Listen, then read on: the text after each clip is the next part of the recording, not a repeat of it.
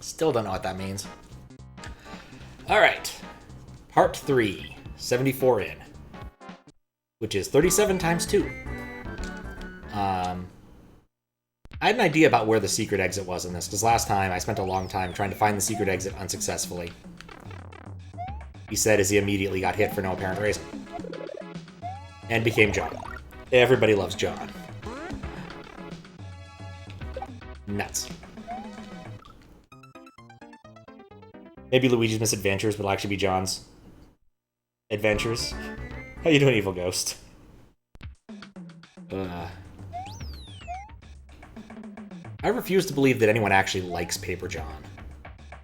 He is an odd fellow, and he doesn't even steam a good ham.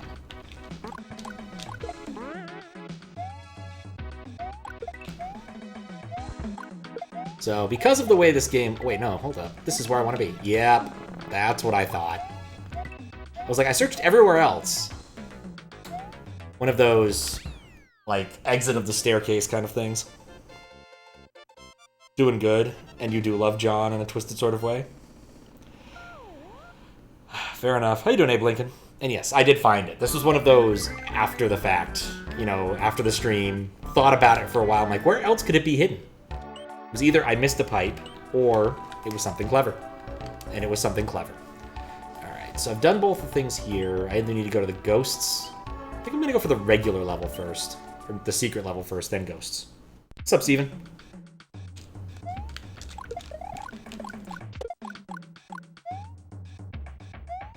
Oh, these things. Oh, those things. Find a secret exit to backtrack 5 worlds back. You know, I'm not really complaining. Any exit I pick up that just happens to, you know, give me a little more surface. Any exit I pick up that doesn't unlock another level is kind of a useful thing. It's one less level to forget about.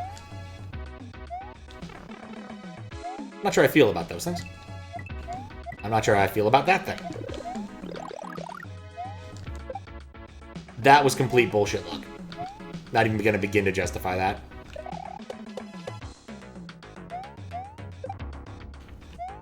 Oh, right, it's the flamey pillars. Except now they're vines. Ah! I guess we're already going to Celeste.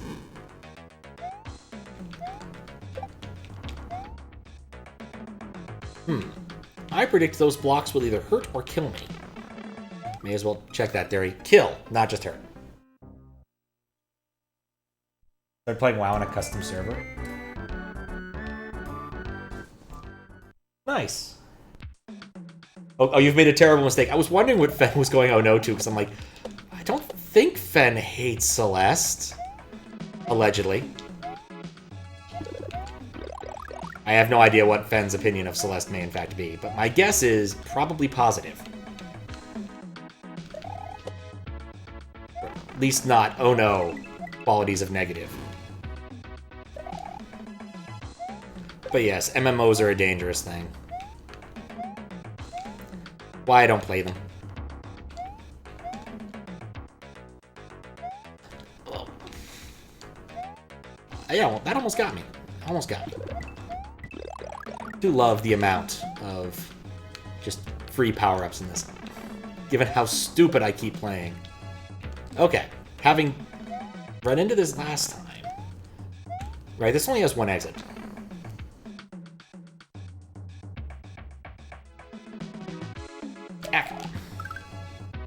Celeste and Sure Shot cracked your egg, pretty positive. Okay. If there was a Celeste toaster, would Fen own one and toast with it? I mean, I don't know. All toast is toast, so I don't know if you need a branded toaster or not.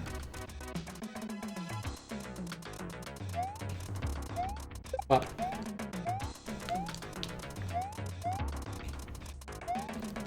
gonna kill that. Personal thing, be filling the secret exit where all it does is send you back a few worlds is kind of there to inflate exit count. At least open up a backtrack path for the normal exit as well. I mean, it's kind of useful in a hack where, like, there's an awful lot of branching. Like in Jump and Jump Half, the back paths are really nice. In this hack, I'm not convinced I would ever really use it. But in other hacks, I find it to be pretty useful. Don't eat much toast. Oh, how you doing, Kappa? Come back to your unbranded toast breakfast place. All toasters toast toast. If it doesn't toast, it's a breadster. That's not wrong. It does remind me of the brief time I had the mystery toaster. I had, went to go get my mail and discovered that I had received a toaster in the mail and was like, when did I buy a toaster? Did I drunkenly buy a toaster and completely forget about it? And I was so confused for a few minutes. So I called one of my siblings, asked, did you buy me a toaster? He said, no. So I called another one, asked, did you buy me a toaster? No. Did your husband buy me a toaster? No. It was very confusing. Oh, wow, there's no midway there, huh? Must be a longer level than I was expecting. Long story short, my dad bought me a toaster and probably forgot that he had done so. He was going to send me a message saying, I bought you a toaster so you can have toast with your jam. But he had never gotten around to it and just sent the toaster. So this is a game you're very normal about, but definitely don't own a hoodie or hat. How you doing? How you doing, McEmblem? Yeah, I still haven't beaten it. It's one of those games I really should go back to and finish playing more of. I've started it on stream at least once. But when I was playing it, it was under very unideal conditions as I was traveling. Though I've got my travel conditions working a lot better now. But I've already picked out my next travel game because my friend's been bugging me to play it forever. I just need to make sure I bring my notebook with me so I can take notes and pray it doesn't rain, because I have to pray it doesn't rain when I'm playing outdoors. Are you spin jumpable? The answer is yes. Finish farewell someday. Fair. Should be asleep, I don't feel like it. I'm doing good. Excellent. There's that YouTube link. It better be all toast. I mean, it's probably all toast, just toast, toast. I mean, I did play Hotel Mario this year. Somewhere on YouTube. I didn't get through all the terrors because the game eventually decided to crash. Amusingly, after I had started a poll asking, should I continue playing this or do something else with my life? And I believe the poll was successful in telling me to do something else with my life. I think I went and played some like random QLDC levels instead. Life was better. Especially because the CDI itself... I mean, I don't think it was actually CDI's fault in retrospect. I think it's just that the Hotel Mario CD was pretty dang scratched. And that resulted in it not working so hot. Yep. Oh, God.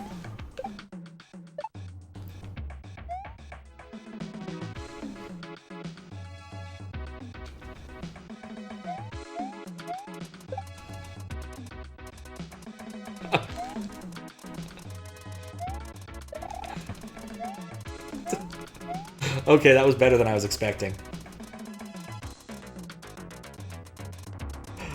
Yeah. I was in the middle of... No, you literally showed up like a minute or two into it. Just a bit after I started the hack. Because I usually warm up with Mole in Space because I'm too lazy to actually make my own intro thing. It's like on my list of things to do. I don't know if it'll ever happen because my list of things to do grows ever longer and longer and longer, but you know. Like, all I'd really do is, like, hack Mario World to play a different custom song on the title screen and replace the title screen graphics. It really wouldn't be that hard in the grand scheme of things. Hack.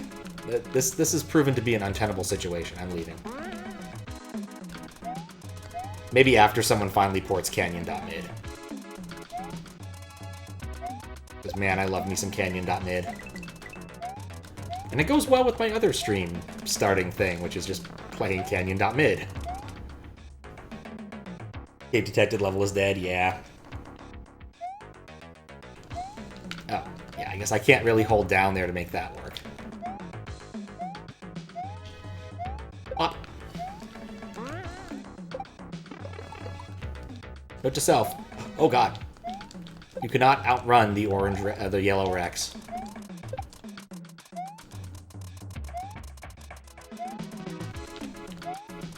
Okay, this is a long level if this has a midway. There's the midway. You could probably fly over this. I may actually check that in a bit. Are these what I think they are? Yeah, they are exactly what I think they are. They are just the reskinned fire things. Which means they won't hurt me if I'm standing there.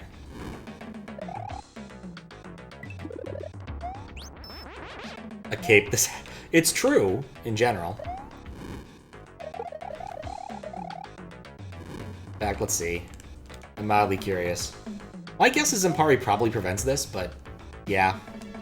I wanted to try. I suspect I'm in the same level as the very beginning of the level. Or the same trans level.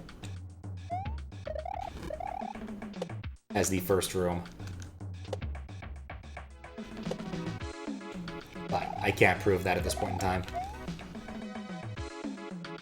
I mean, yeah, you know what? Screw this. The WoW playing or the... Oh. Alright. Uncapes your cape. I mean, the thing is it really didn't do any damage. Like, this is a hack that's great for this sort of thing. Because I never got back to... I never died. Never mind. I was like, oh yeah, because it saves your midways. Yeah, I didn't die, so... I should have died when I got to the midway instead of mucking about with capes. Mistakes were made. You win this time, chat.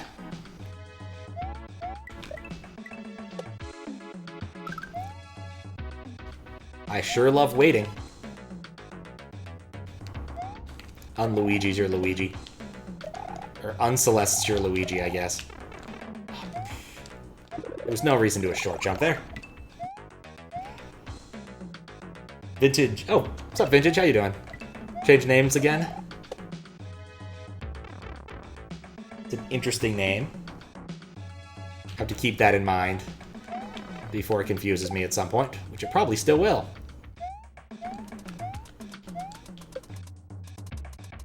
Your winner. Winners don't do drugs. I actually saw that in, was that Wangaku Graffiti that had winners don't use drugs at the end, or was it the Goonies that had it at the beginning? I forget now. All kind of blurred together. Oh, let me fix it. There we go. It's an easy fix. No problem. In fact, that's a pretty obvious alias if I hadn't ever thought of it yet. So I'll plug that one in at some point in the near future. Adding aliases costs me literally nothing in terms of time and effort. Wanpaku had it. Don't know about the Goonies. Okay, yeah, then it was probably Wanpaku. That was fun. I had fun with that. Even the pumpkin boss, eventually. As much grousing as I did, I think the boss is fundamentally fair. There's just a bit you have to understand. Some unobvious pattern recognition. Not to mention just DVD logoing. When you're dealing with imprecision that the NES provides. Though I know Subpixels solved that problem, I don't know if it actually used them. Missed out on me picking Wanpaku. Literally Sunday, actually.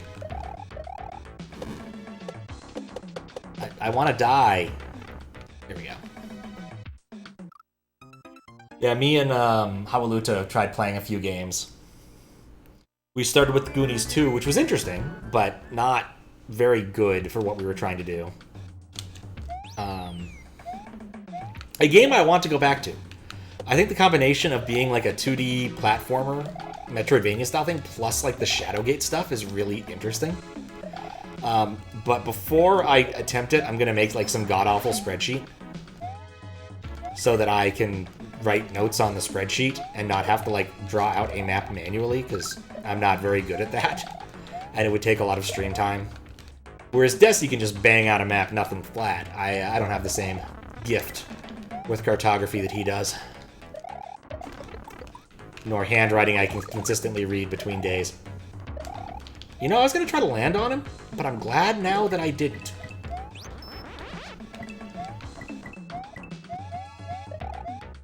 Obsessed with Splatterhouse more than the average person? Fair. That's probably the only Splatterhouse I'd ever be interested in playing anyway, because, like, I'm not a huge beat-em-up or horror fan. And I suspect that'd be the only one I'm remotely good at either, because it is pretty kind as far as, like, games go. Giving you nice continues and lots of them. There we go. And I did like all of the little like weird references, even though there's some of them I definitely didn't get, like the weird eating like the food ghost with the fork. Didn't get that one. The Amityville horror stuff was fun. All right. TEJAT Cloud Tower. Okay, we'll try it out. Oh, hello. This tower leads to TEJAT Clouds and doesn't have any checkpoints. It's one of these guys. I don't know what TEJAT Clouds are. I like this. That's an interesting and cursed sprite combination that's absolutely brilliant.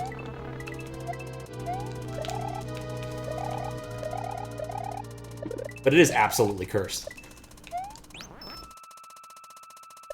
But yeah, I did end up beating it. It was fun. I think I just spent most of my... I don't know if I spent most of my time in the last level.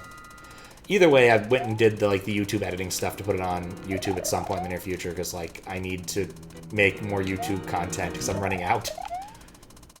I'm, like, just way behind on doing, like, a bunch of indexing and stuff. So...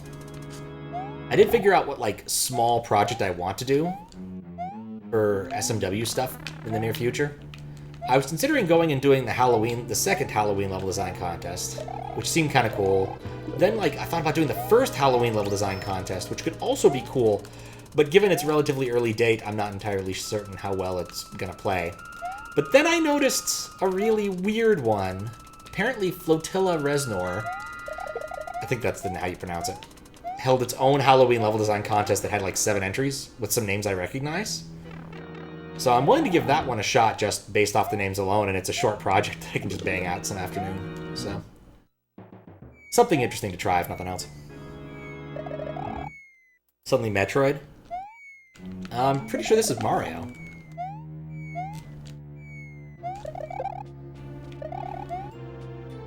Isn't it? Or maybe it's Metroid. Now I'm confused.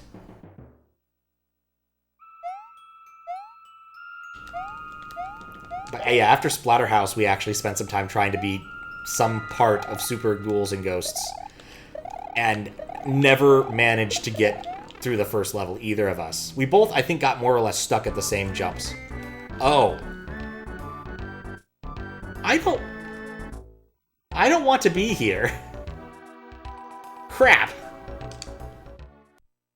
New Super Mario Bros? Ah, okay. Well... crap. I hope I can go back. Guess I'll beat the left side first. I have no idea how this level's gonna play out.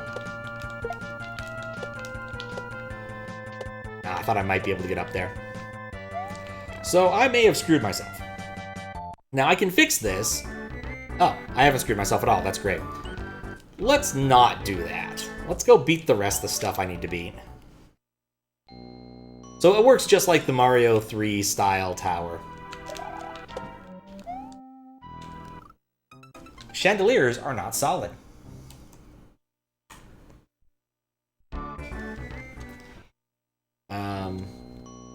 Yeah, Super Ghouls and Ghosts I don't think is a game I'm gonna try and complete ever. It's just too janky. I think if I did, I might want to try out the fast ROM patch that someone made. I went and checked on romhacking.net because I swore someone made one. And give it a shot with that because, like, the lag is pretty kind of awful. Yep, every tile again. How you doing, Fries? Wait. Not smart.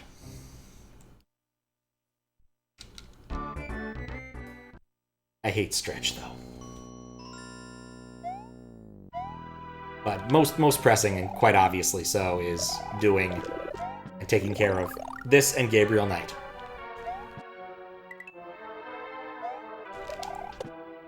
I do want to finish Gabriel Knight.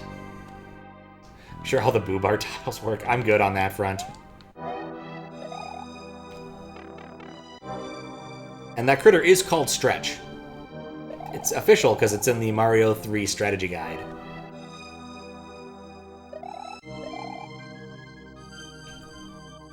I don't need to make sure all of the Boo laser parts work, though.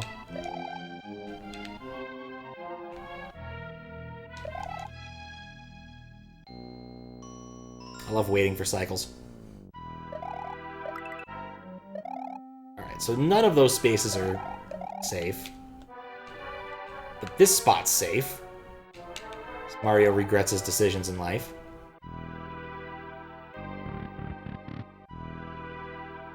Isn't that what standard is? Blue tiles? What's how you doing, Dick Fine? Need to play more of these. They are fun. I've enjoyed my time with Luigi's Misadventures so far, despite being Ray Mario.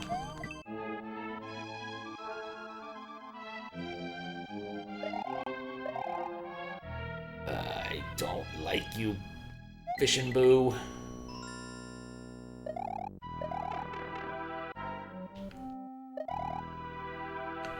I got lucky. Waiting for cycles. It can be.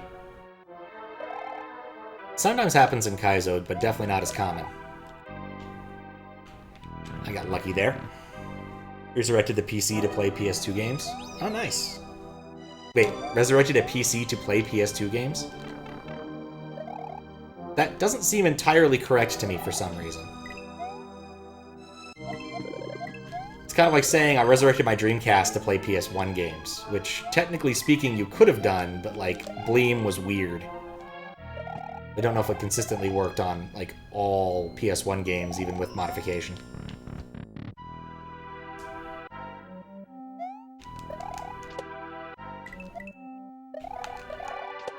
There was so much confusion with that when it came out. It's like, yes, you can buy Bleem for Dreamcast.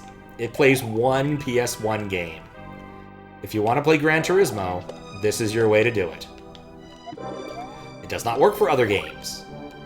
People find that hard to understand. Sounds good. I mean, I guess you'd have to want to play Gran Turismo, which I presently do not. I know it was a really well-received series back in the day, but, like, it's racing games, and I just don't care about racing games. I really hope I don't need to move.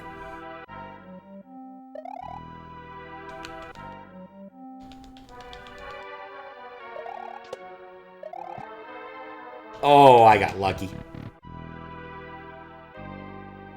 Alright, that was a level. I'm not convinced there was a secret exit, or if there was one, it was really unobvious.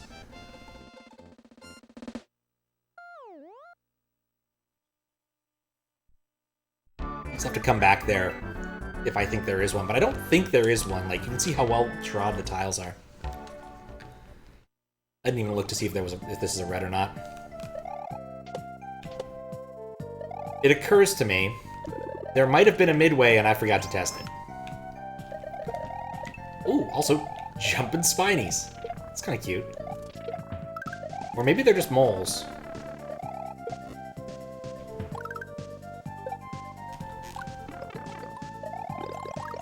Yeah, I think I forgot to test that midway. We'll come back to it in a minute. Oh, right. It's the red kind of Panzer.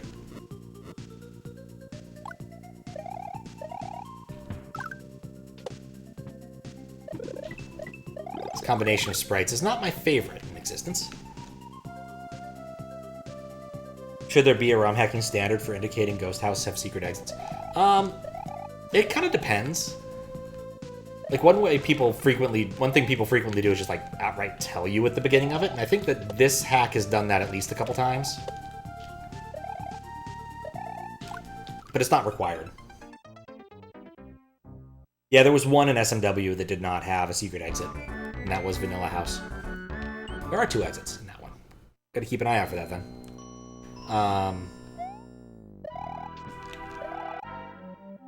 But, yeah, I don't know if there's a standard beyond just informing people. Boo, Nintendo. Yes, that's a Nintendo boo right there. No.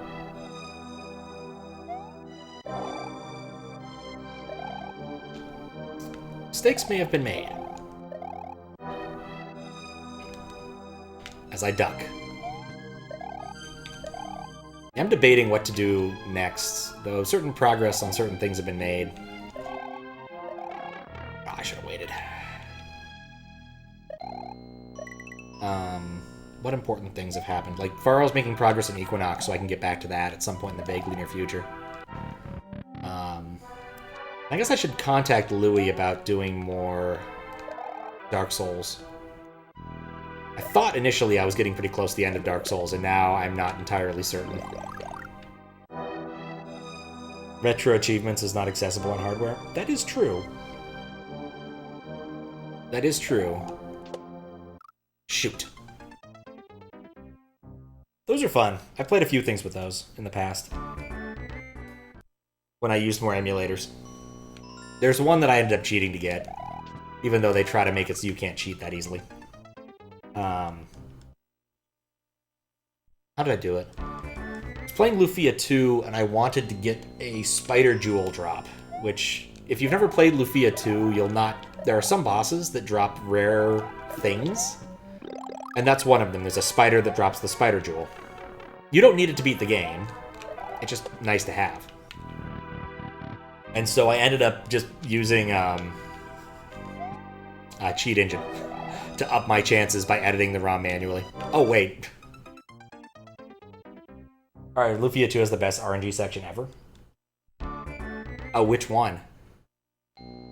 Like, the one thing I do remember is that the casino RNG was really bad, and you were guaranteed, if you were betting full amounts at the, like, most hardcore slot machine, you would eventually always come out ahead. Of course, you couldn't actually do anything with your casino winnings, except buy bunny suits and lucky swords or whatever, but... Hardcore mode? Fair. Oh yeah, the Ancient Cave! Yeah, the Ancient Cave was cool. Yeah, I dug the Ancient Cave.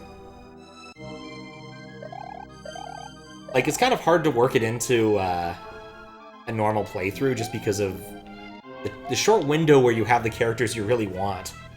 And even then, you don't actually get, like, the best set of characters long enough. You don't get them all at the same time for the Ancient Cave. Like, you want... Is it Guy, the elf dude, Dekar, and the protagonist, I think? I think you always have to have the protagonist. Maybe not Guy. But you want Decker.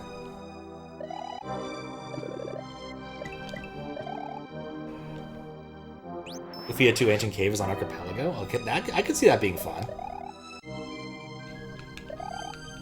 Could see Tails being fun. What's up, Fedora? How you doing? I'm an idiot. I need to finish a few more things before Archipelago happens again. But, like I said, I'm looking into getting those done. I do think that in the future I will probably put a cap on the amount of time it takes to fill a request. Realizing that I started Dark Souls in March. And while there were long interim periods where I wasn't able to do anything with it, it's still taken a lot longer. Just because it's hard to schedule with Louis being in Japan and having had KLDC and other things. Wind Waker is in there too. Enjoying it. Nice. Yeah, I still haven't played any 3D Zelda for any serious amount of time. And I'm going to need to relook at that list sometime in the near future and actually have to pick something to play. Just do marbles, like Barb. Marbles on stream, or marbles for Archipelago? Like, how does that work? Like, I don't have anything against marbles on stream, but I don't think I'd ever play it.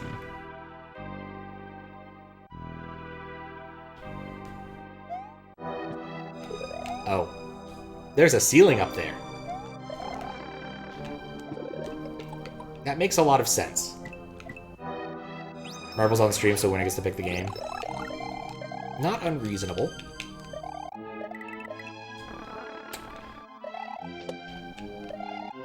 God, I hate Fish and Boo so much.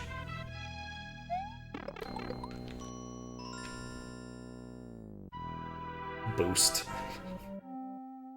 Yeah, I think my problems with marbles on stream is that I just have too much NIH to actually want to use it.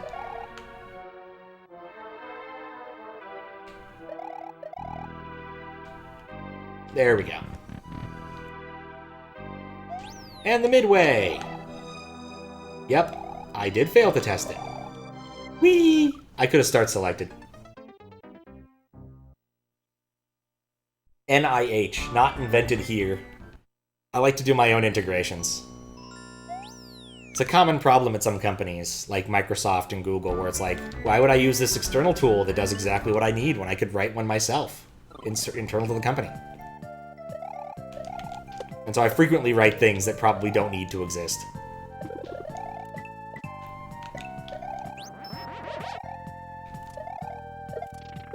Out of some sort of misguided pride, possibly.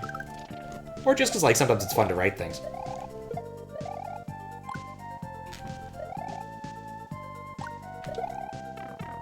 How did I miss that?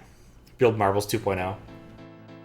I mean, I'd have to assume that Marbles isn't that far away from, like, a Unity demo project.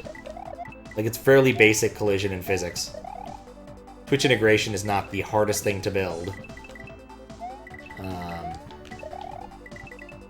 Like, I'm not saying it'd be easy, but I'm not saying it'd be that difficult. The UI in MS Paint. Thousands of hours in MS Paint, all for this moment.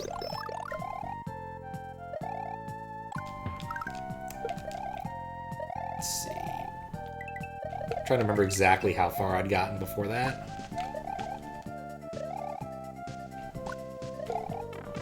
I guess it really wasn't that far. MS Paint as a GUI is actually pretty underrated.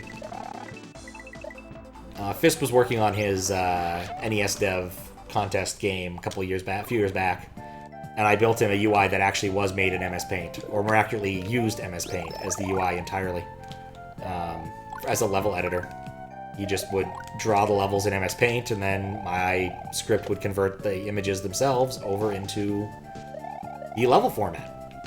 Had a little bit of RLE, but nothing too difficult to work with.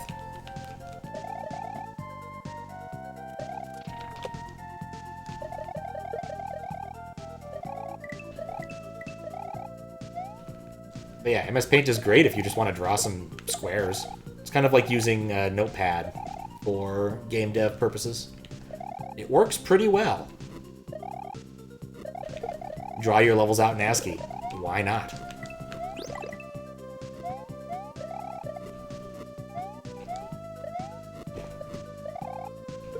There we go. Oh, that reminds me. At least the midway's tested. Would you rather make someone make the perfect ROM hack for your taste that plays exactly to your liking and perfectly 100% satisfies you, or have your favorite ROM hack remade into its own official game? Ooh, that's tough. That's actually kind of tough. Honestly, I think I'd prefer the former. Like, being an official game doesn't matter that much to me. Not really sure how much of an improvement, say, I don't know, Jump or Jump Half or something else of that type would be if Nintendo actually released it.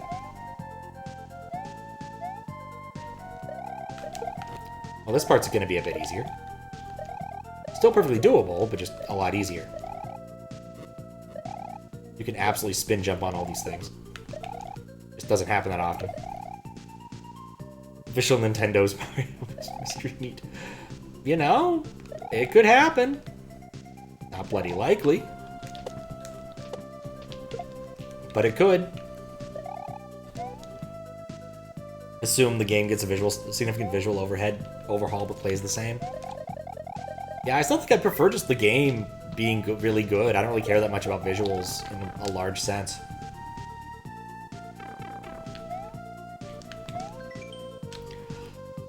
Christ at the Checkpoint is primarily a public relations scheme to dissuade American evangelicals from pro-Israeli views. What? That's a what marker right there. I don't even know what to say about that. There's probably some context to that quote that makes that whole thing make a lot more sense, but it does not make more sense in the game. If you're not familiar with Roberto zampari, he's not afraid to get political in strange ways. There was one of his ROM hacks where you fought Greta Thornburg, something like that. What's her name? The activist. She was a boss for some reason. I don't know what to tell you. Choose the ROM hack being made to your tastes. Because you wish you could just instantly generate a ROM hack that all your ideas? Yeah, that seems reasonable. That seems reasonable. Alright, well that was an exit. Where's the other exit? I was kind of hoping the box would tell me something about the exit. Not be a very what statement. Checkpoint. Huh. Gonna chalk that up to list. Gonna chalk that up to into the list of things I don't know enough about to make any meaningful comment on.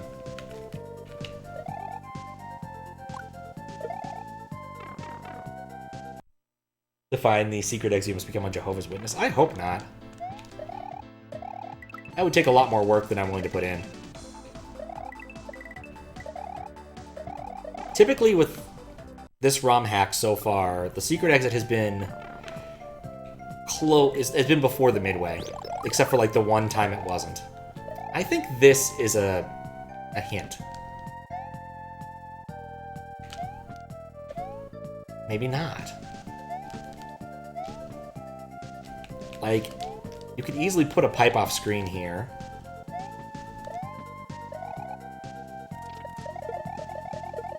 Hope it's not fall into a pit. My least favorite kind of secret. I don't know, maybe I'll be able to fly over the wall at the end and it's just going to be that trick again. Because, like, I know there's a pipe soon-ish in this level.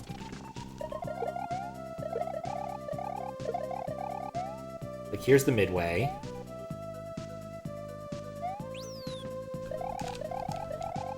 Not sure I wanted that, but okay.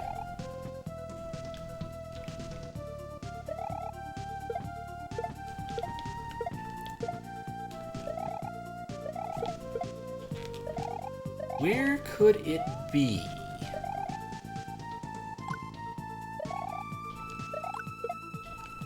Like, the problem with the introduction of cape in a hack, it increases the surface area of everything by so much.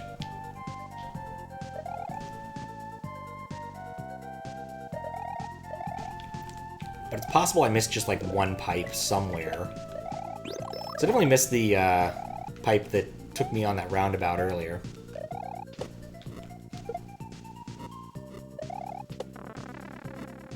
Dang it.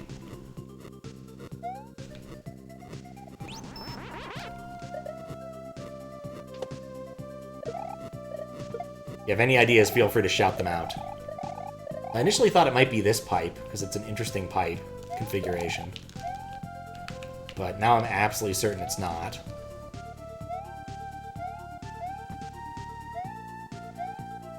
And then, like, there wasn't that much, more level left, right? This pipe, which took us to the weird box. Is there anything else over here? I did test the midway. Maybe it... Oh, I see. The screen actually, like, scrolls up here. Maybe I want to have cape here and fly up a bit. Maybe that's what the message is trying to tell me in some very opaque way.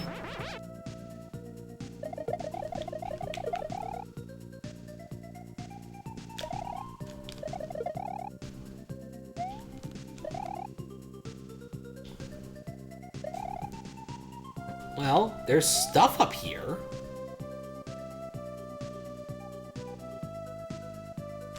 So that's a sign. Because, like, this level doesn't need to be, like, up-scrollable. Like, there's no real point in it.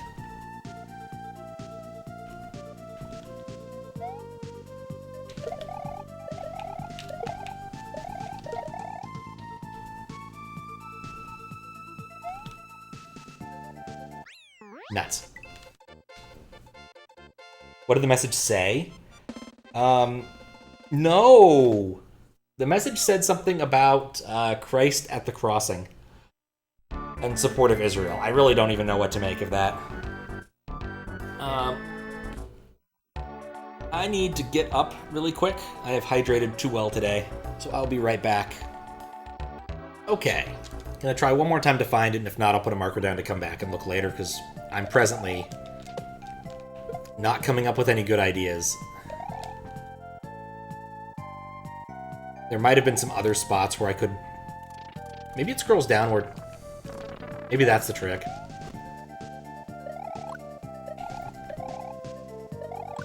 Like, if I fell off there, there could be something, because it was scrolling up and down. I was fairly high up in the level, thinking about it now.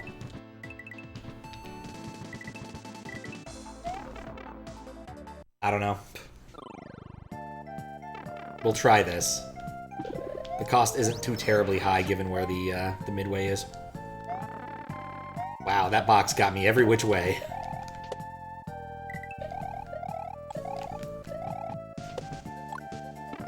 Right, there's a ceiling there.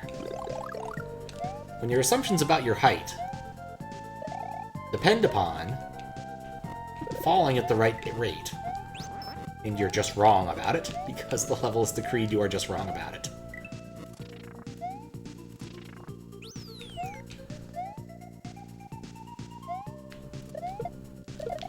Okay. Prefer to hold on to the cape as long as possible. I'm gonna double check this pipe. Nope, double checked it. I also don't think it's past the exit now, because, you know, having watched the exit cutscene, it's kind of obvious that there's nothing there. Well, shoot, didn't mean to do that. Like, the level would have kept scrolling if there was something meaningful there. And it stopped scrolling after Tails walked through the goal.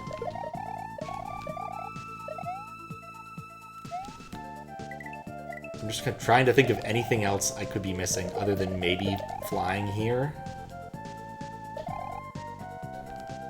Nope, no scroll.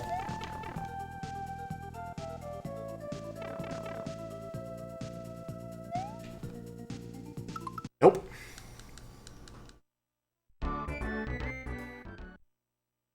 Well timed, Faro. How you doing? Now everyone gets to suffer through this. Mario 3 does not like capes. They're not his jam. Scary cape, yep. Well, typically when people actually use the Mario 3 sprite, they expect to use the raccoon tail. So using it, or some raccoon tail ASM. So typically it doesn't look this bad. But here we are. Won't be the first time, probably won't be the last.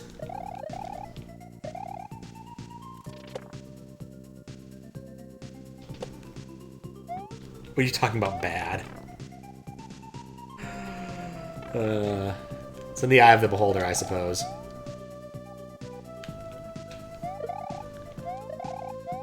This area is so small, relatively speaking. Like, I have a hard time believing the secret is around here. Like I said, if anyone has any ideas, feel free to shout them out. Because I presently do not. And my flying around here seems to indicate that there's just not anything up here. Peak cape design. How you doing, Herosoft? Alright, yep. That's it. I'll put a marker down, I'll come back, figure that one out later, because I don't have it.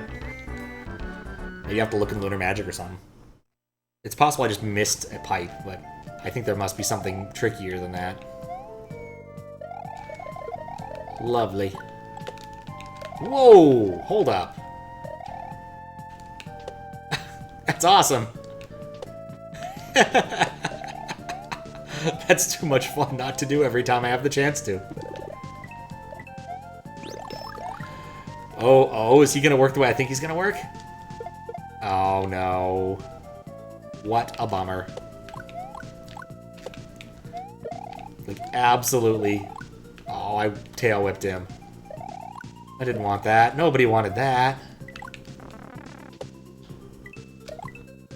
Absolutely worth it.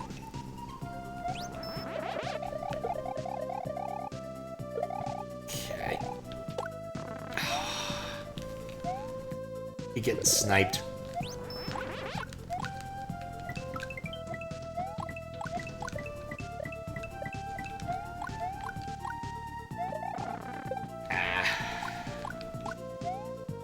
Watch as I lose this.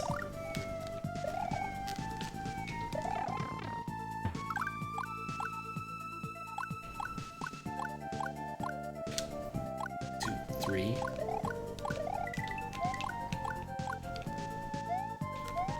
Up.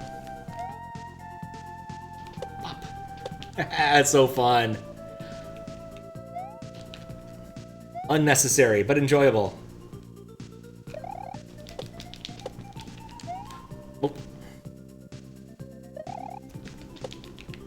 Okay. Ever get Equinox off the game, can assure yourself the camera will not move by itself? That would be nice. The camera is not Equinox's strong suit. Though it did kind of remind me of playing Xenogears, where I held down the L and R button for no apparent reason on the overworlds, which was kind of fun back in the day. Midway! Pit.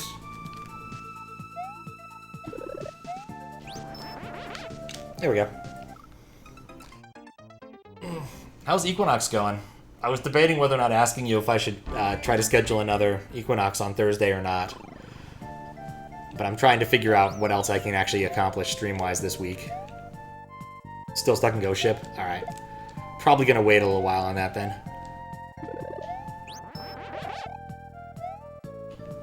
It's not the first time I've suspected those.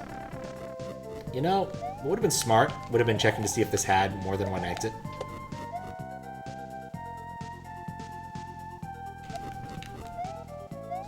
So I'm still uncertain. Hate this place. Hoping the final dungeon isn't hell, but you're not exactly getting your hopes up. You have made a wise decision in not getting your hopes up. Like, the dungeons have been, I wouldn't say consistently evil. I'd say they'd be inconsistently evil.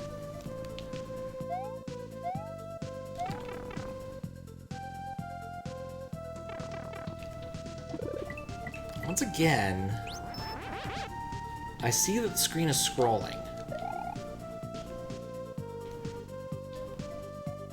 Which makes me wonder. I no longer wonder. It's just a really tall area for some reason. Guess in case of moles.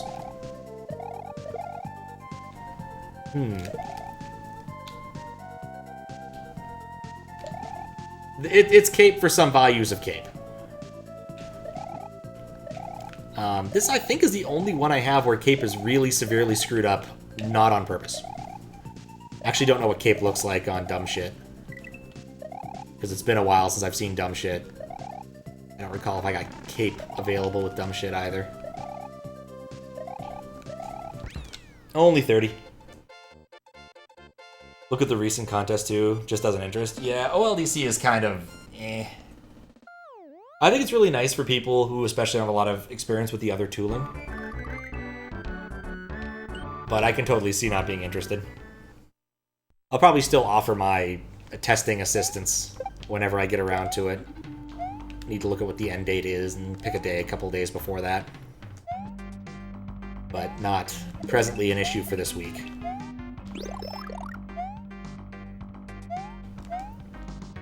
Wasn't exactly sure what that was going to do.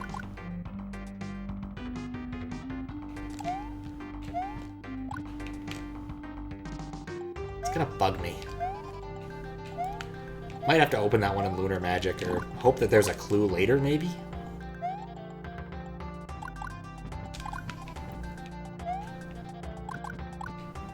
Yeah, I think it's like the last two contests of the year, this and the SMB3 one. I'll be curious to see what the split of Kaizo versus normal, or versus standard is going to be for OLDC, because like OLDC last time had 125 entries. And that was just standard stuff. My anticipation would be that this one will receive fewer than 125 total. But I'm not entirely certain yet.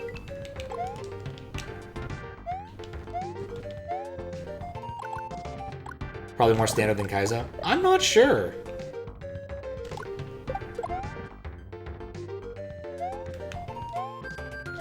But yeah, we'll find out when we get there. I'm definitely seeing more show-off more Kaizo than standard. But it might just be the case that, like, Kaizo people like showing their stuff off more than standard people do, which I'm not sure is a theory I actually buy, but, you know.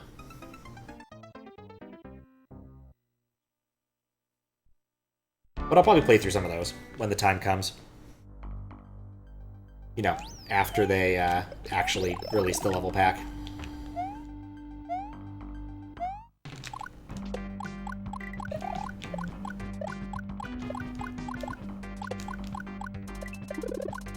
I do love spin jumping on maces.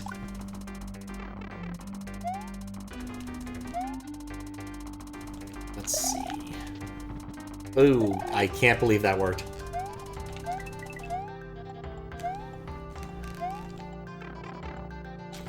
But yeah, once I finish with Gabriel Knight, I think I might... Oh no, the level's falling. Put what next Halloween game I play up to a poll in Discord, because that could be fun. I want to say I did last year, and that's how I ended up playing Doom. Which, while not strictly Halloween-based, still a lot of fun. Alright, what do we got here? I don't recognize this thing. But I think I know how to hurt it. I shoot the Luchador Goombas into its face, and then it dies. Or they're possibly bean creatures. Great! I lost all my ammunition there.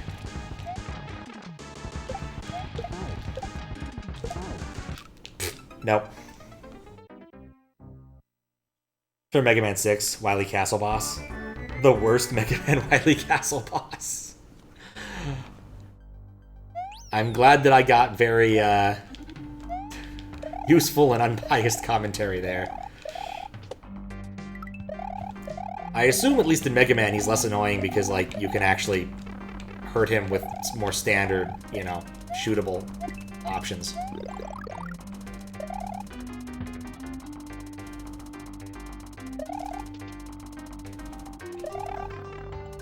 Boom Beam Trap. Oh, is that the one where, like, you have to restart the entire castle if you fuck it up, if you run out of the sub-weapon you need for that? Because, like, that's just evil.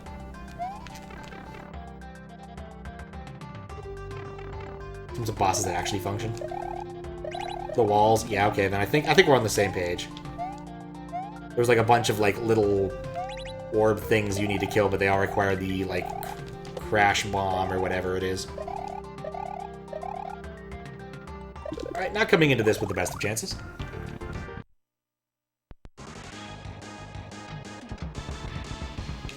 Okay, so these just track me. Right.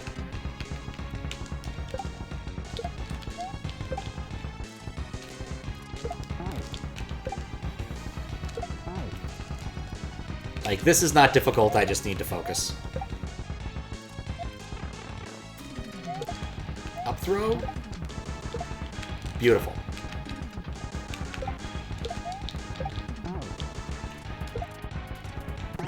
Okay, that worked. It was just execution.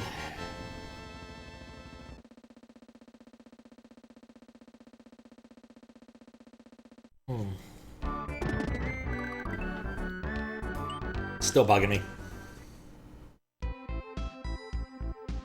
Like, I'm beginning to wonder if that, like, level is just not a 2-exit level. Oh, right. These. Okay.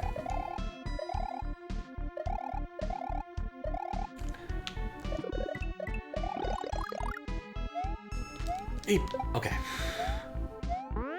This level combines a lot of things that I don't necessarily want to see together. I can't believe I fell for that. Forget if red ones do anything in this. Nope. Barely possible to kill Boom Beam with a full stock of crash bombs at the walls. You destroy on one life, stay destroyed for the next life.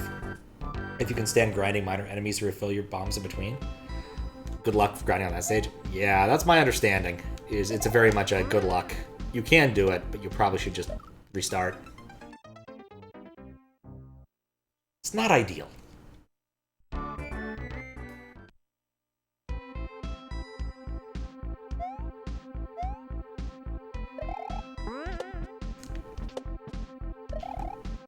I don't know why. I'm spin jumping. Mega Man 2 Endgame crashes so hard in quality. Yep. It's not an uncommon problem where something just gets worse near the end, because I realized that an awful lot of people will never even see the end of the game.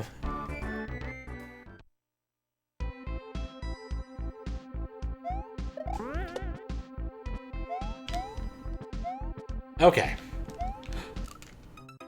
I thought I despawned you.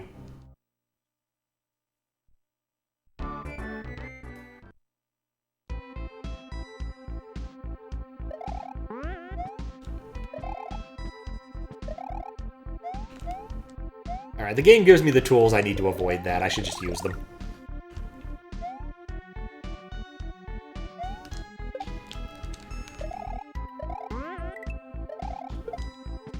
See, this is why I prefer Boomerang Brothers. Mostly.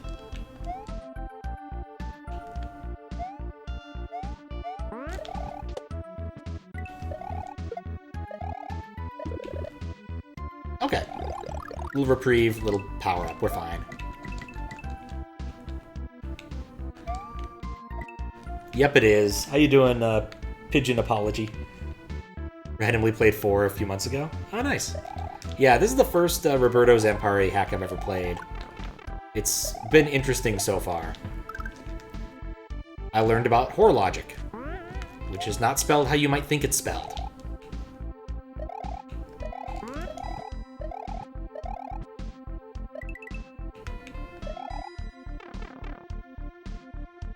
But yes, it's been a trip. I'm actually moderating this hack, which is a form of quality control for SMW Central. Okay, that's what you have to do there. The Luigi hack you played, though, had a good time. I don't know which one. Was it like, oh no, was it Waluigi's Road to Glory or something? Legitimately do not remember.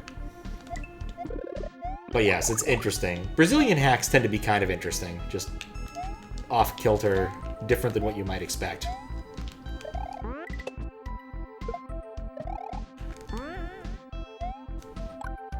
See, this time, I didn't get hit by that irritating thing. Makes all the difference.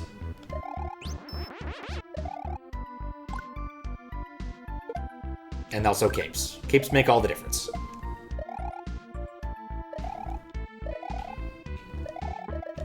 You cannot cape whip these things.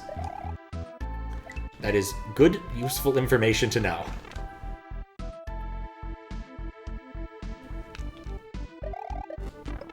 Ack. No!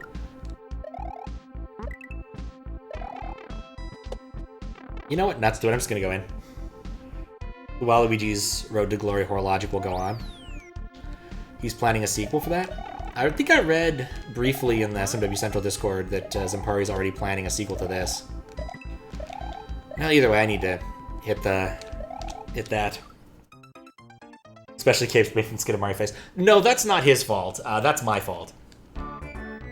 So I'm playing this on an SD to SNES. Now people call the FX Pack Pro because the SD Consortium doesn't like that for some reason.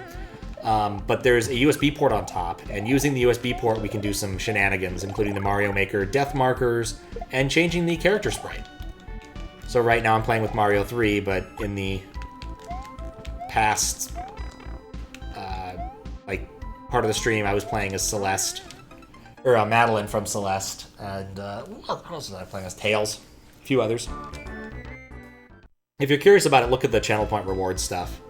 There's a little bit of information about it there. I have a lot of sprites. A ridiculous number of sprites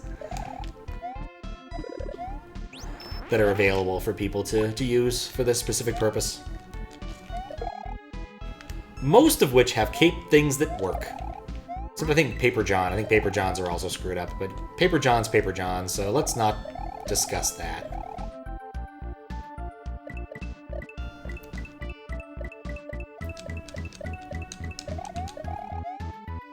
Also on that list of things I probably should do is do another chat hacks, because I haven't done it in a few months. There was a time when I thought I'd do chat hacks like every 2 weeks, as opposed to like 4 times a year, if I remember.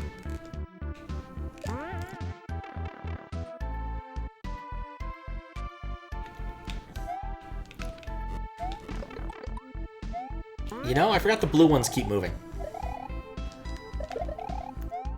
I'm not the best at panzers.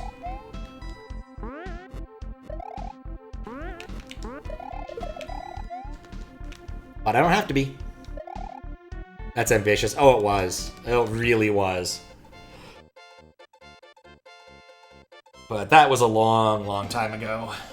Like 2019, before I was a moderator and other things. Things changed. Life comes at you pretty fast. Oh, I'm never gonna get used to those. It was definitely an amount of time ago. Oh, it was. Oh, nice. People usually don't give their thwomps a lot of headroom.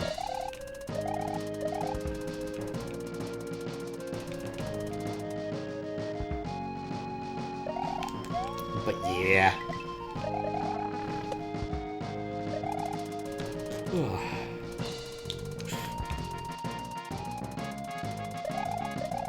One thing I'm mildly interested in doing in terms of like recent retrospectives is comparing quality of...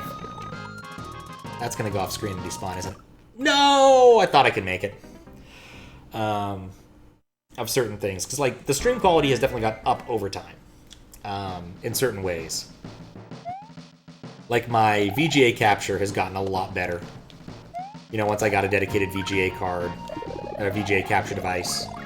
Once I got things fixed. And I actually have evidence of the same thing being played multiple times. So I'm kind of tempted to like just do a side-by-side comparison because, man, the early days for my VGA capture were really bad. Especially like Rama. Rama was just awful. I couldn't read half the text and I couldn't hear anything going on. It was not a good way to play an adventure game that's high in plot.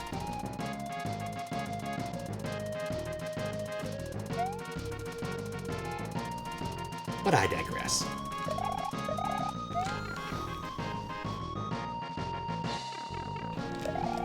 That's a... Yep. That's a big thwimp.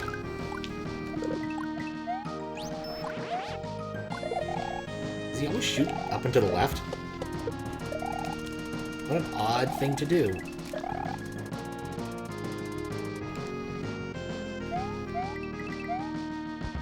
I love waiting for thwomps.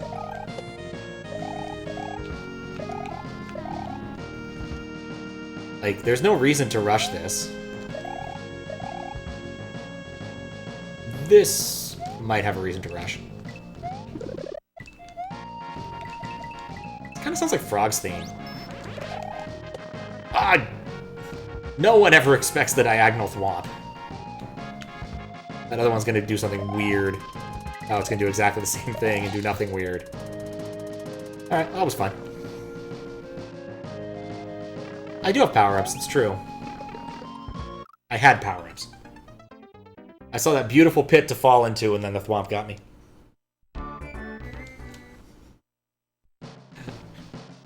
These things happen.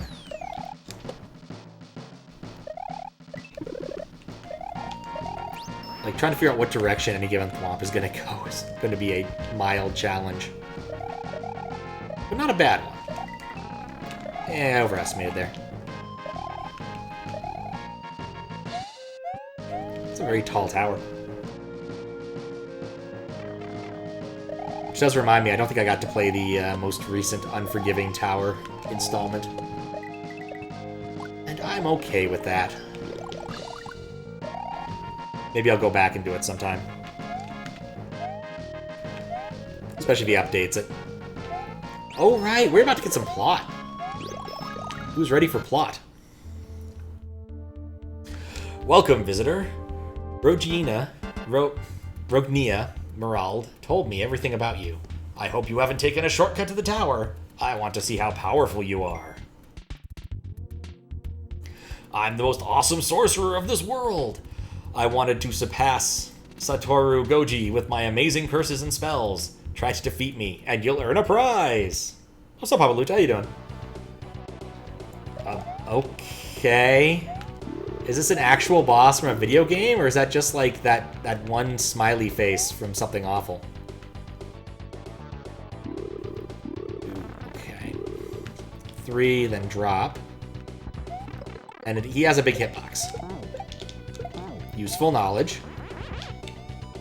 Oh, he's doing other things now. I do not like the drop. Oh, hey, Saws.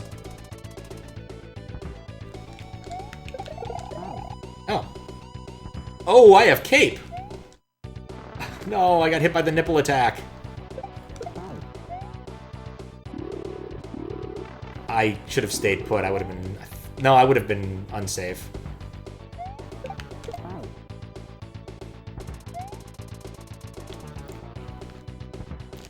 Ah, thought it was gonna be a different thing. Sleep schedule's a mess and it's too cold. I know the feeling. Despite what I said on Sunday, I did not end up getting to sleep at a reasonable time, and my sleep schedule's still completely screwed up. It sucks. But I'll fix it one day. Very possibly when I go to the East Coast. Or, like, just stay up for a long period of time. Say nuts to it, just go for it. Just woke up. I'm not quite that bad. I have the daily meeting I need to go to, and so I woke up at 11 for that, and then I went back to sleep for a few hours. Person messaged me saying, hey, can we do a meeting about this thing that's really irritating and annoying at 1 p.m.? I'm like, how about later? And she's like, how about 4? I'm like, yeah, that's perfect. 4 p.m. is way better. And I went back to sleep. Until about 3 when some construction was getting done.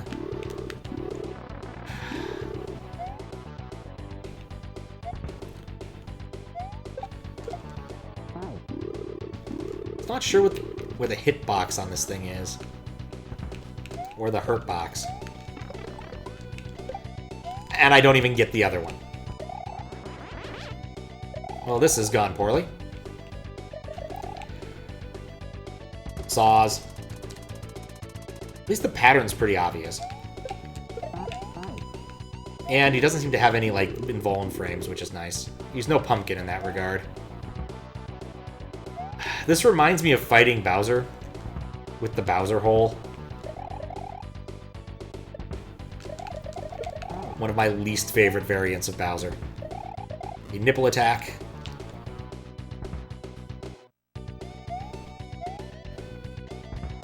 Do love it when my ammunition leaves the screen.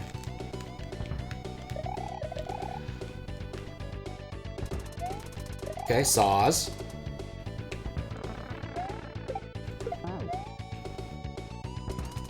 Also fine.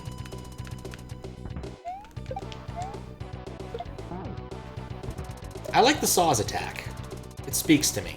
It says, saws. Okay. And here we go. You've defeated the awesome sorcerer and earned a prize. Check the final world. Okay. I guess because that was optional if I went through the cloud tower. Pretty sure there's a fight in Misadventure 4, different sprites. Something similar. Wouldn't surprise me. Cursed Bowser. Yeah. Just a little bit. It's still gonna bug me. I might have to bust open Lunar Magic. Hope it's a dick putt. If only, Fries. If only.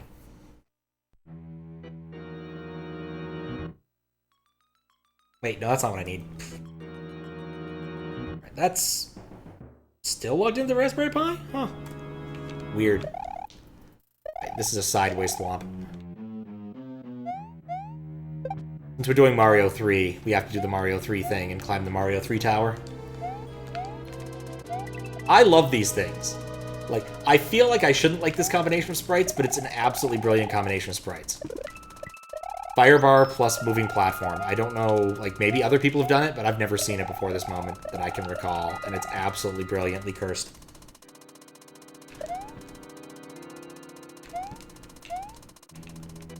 I've now got the Hong Kong 97 song stuck in my head.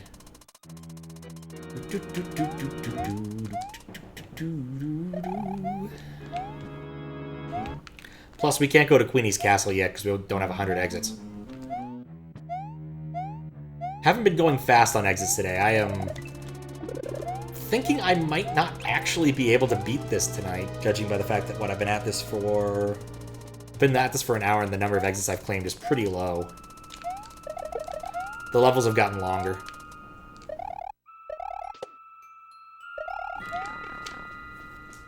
There's no midway.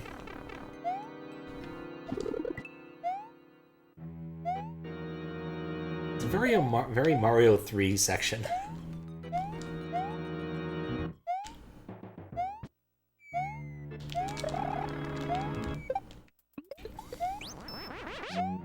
Ow.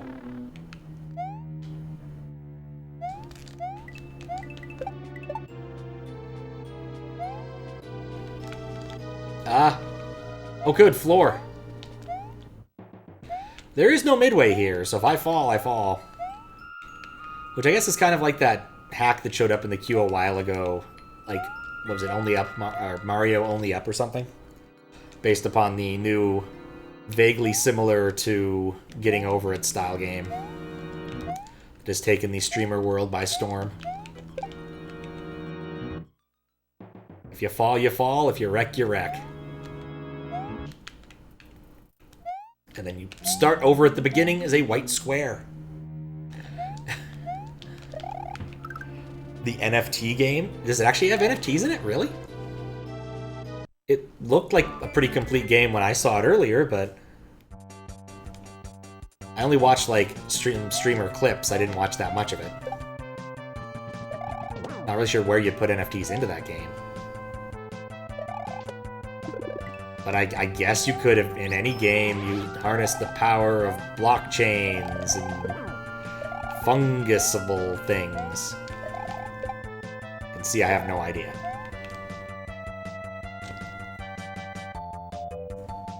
It was advertising NFTs? Really? Like, not ironically?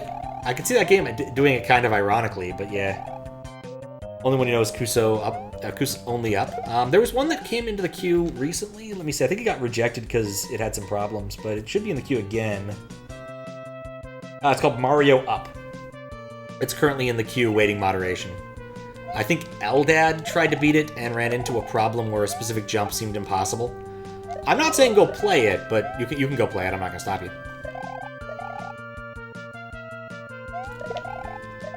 I'm just saying it exists.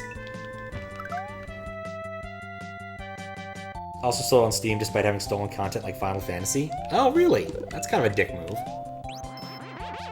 It did kind of look like, in its styling, a asset flip kind of style of game. Which can be funny, but... It was banned from Steam? I'm learning so many interesting things.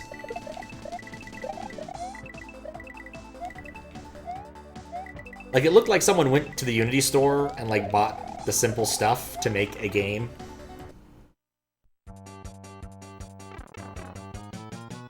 Who's Only Up is the most recent Pogyo level. Not publicly available as far as you know, but Umar and Never Stream Alone have beaten it. Okay. I know at least one. I know Never Stream Alone at least. I know of them. I do not know about this.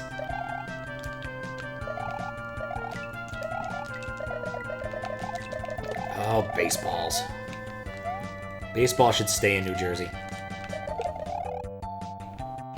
Had a very acid-y flip feel. Yeah. Like, I think it can be a fine aesthetic in some instances, where, like, the aesthetics of the game aren't the most important thing. But, yeah. You'd play Only Up? I could totally see you playing that game. I could totally see it. Is this a yellow level?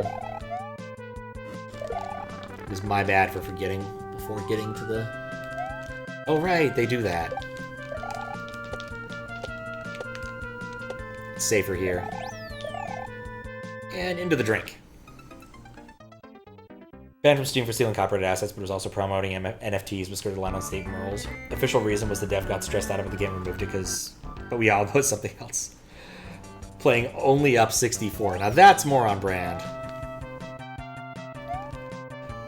You know, honestly, it's the kind of thing you could make in Mario 64, I'm pretty sure, because, like, falling out of a level into another level is clearly supported in the vanilla version of Mario 64 because of Rainbow Ride. and it can kick you out to another section. It's like, you could do this if you wanted to. Actually saw like a really cool Mario 64 thing that I was looking for like the link to play and couldn't find. But someone went and made a reproduction of Mist's first island in Mario 64, and that just looked cute. I would totally play that. You know, maybe after I play Mist again, because it's been several years, but you know. Mist is not on the agenda in the near-term future anyway. Too many other things to do before I get back to Mist. I also need to figure out what's wrong with any of the... Find a Mist disc that works. I own, like, enough copies of this that at least one of them should work. Oh, wow, I haven't seen those since, like, the beginning of the game. Coming for you, Ninja. Case made, only up 64. You know, now I'm not surprised, honestly. That is very on brand for him, too. Absolutely on brand for him. Really should just, like, sub to his channel. I like his content. It's been done. Kay's already did it. Reminds you of Limbo the Lost. Okay. Yep, that's fair. I was just ignorant. These things happen. I don't keep abreast in the world of 64 ROM hacking all that well.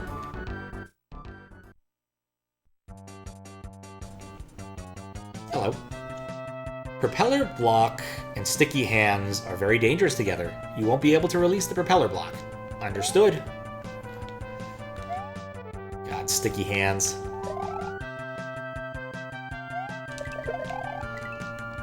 We're the Wet Bandits! Our calling card is opening all the faucets wherever we go. That's stupid. Only thing stupider is, you know, covering your hand in tape so you can't use it, but somehow that's how the rest of the movie goes. Or the sequel goes. Can you cave whip these guys? No, I don't think so.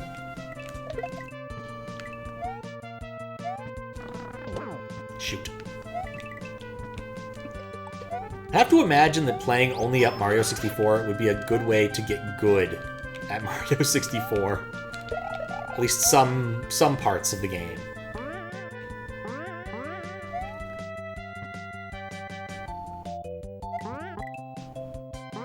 Okay. So I see how this is supposed to go. I could have cheesed it by flying, but I don't think I want to.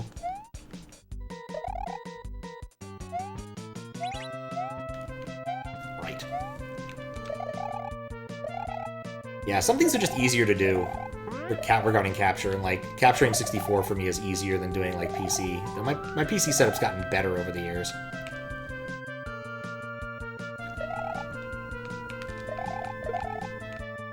I'm beginning to think that I should have cheesed it, and in fact that was the secret exit.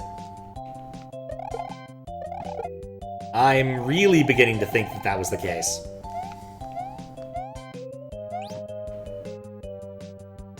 Oh, that was last level that had the midway. Ask a personal question? Go ahead. I give no guarantees about answering it, of course, but you know, you're welcome to ask.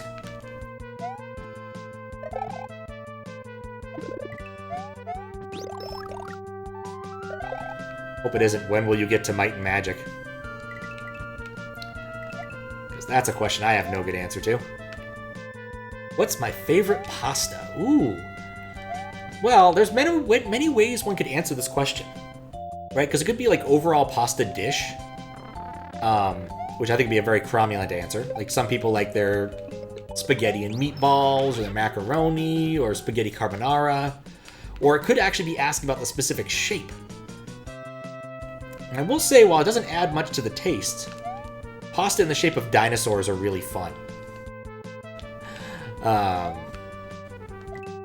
Honestly, I like a good penne with vodka sauce. I think that's probably my favorite pasta. I'm not actually sure if vodka is required in the sauce, but it's a tasty combination. Carbonara is also high up there. Vodka is actually required? Really? Huh. I've never made it, so I don't actually know. I am curious about Fry's dots here. Or if it's just really about it. It's your favorite, spicy and good? Yeah. It is a tasty thing. Haven't had it in forever. There used to be a pizza place near me that made a good one, so I'd order that sometimes.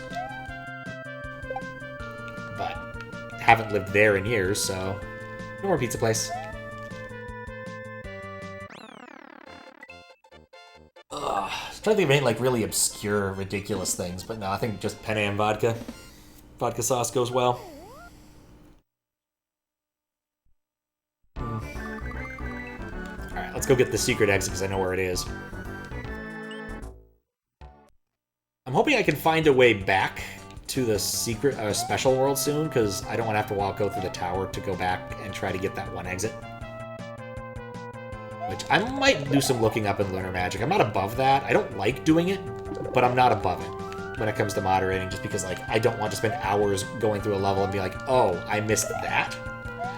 Sometimes. Because I'm kind of suspecting there's something funny about that scroll in that last section. Or something's broken and maybe it's not supposed to be flagged as a multi-exit level. Like, the amount of time I spent there looking for things makes me think there might just be something wrong, but again, I can't prove it right now.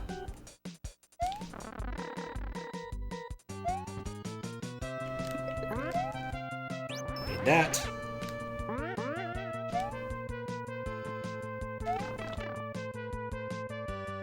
Up and at them! I'm on them. Oh, wait. I wasn't expecting that. Maybe I should have been, but I wasn't. I hate Hammer Bros. I hate Hammer Bros. I didn't test them midway. Well, it's a short level anyway. Much easier. It's like a mini Birdo. Looking critter. Nothing wrong with a little Lunar Magic. Yeah, I know, but like in general, I like to avoid substantially cheating when doing these things. And opening something in Lunar Magic definitely is more substantial type of cheating. Moderation without moderation. If I wanted moderation without moderation, I'd turn on all chat hacks. All of them. Ah, found the Green Switch Palace! Now we are cooking with gas. Alright, it's this gimmick again. Gotta collect enough rupees to do something.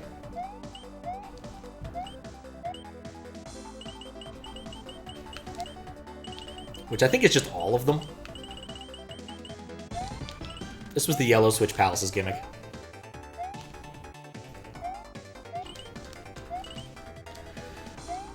Good thing I have plenty of time, since I keep falling off.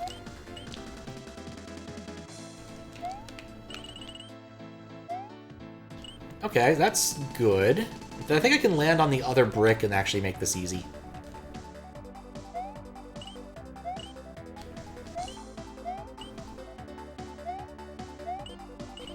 Brilliant.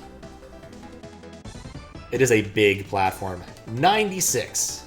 It was a good year. It was a good number of exits. Probably a few other things. Oh, no right scrolling. I'm surprised I got an answer to that.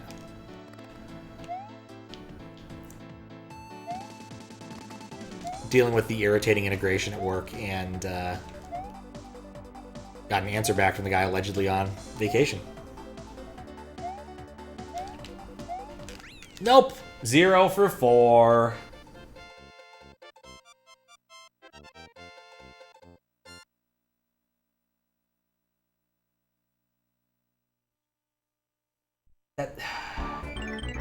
Well, fuck that guy. He just told me to go look at the FAQ, which does not address the problem I am having.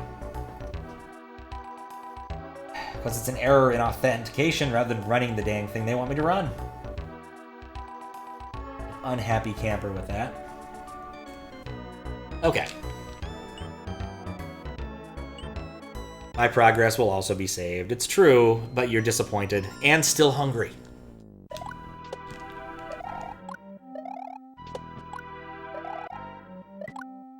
It's a game I play again. Syntax error? Not really. The problem is that the authentication for this, like, I can't get into it without revealing what company this is, honestly. If I talk enough about how stupid their shit is, someone will figure out exactly what it is. Oh. What's up, Luis? How you doing? I always stream so late. I was going to help out at church in the morning. I mean, yeah, I wouldn't stay up for my stream. I'd go help out in church if I was going to do that. But I always stream late just because this is when it works for me. I have job during the day that I need to do. Though, admittedly, I did most of the job stuff right before the stream. So it's not as good of an excuse as it could have been. So, it's not Google. No, Google has terrible documentation, but their stuff makes sense. I'll grant you that. I'll grant you the logic, though. I cannot blame you on that one. Like, Google's code and, like, Google's libraries also suck. It's like, clearly they're just, like, transpiling them from Java, which is just bad. Like, their Python YouTube library just blows. I feel like I've been here before. In fact, no, it's just very similar to another part of the level.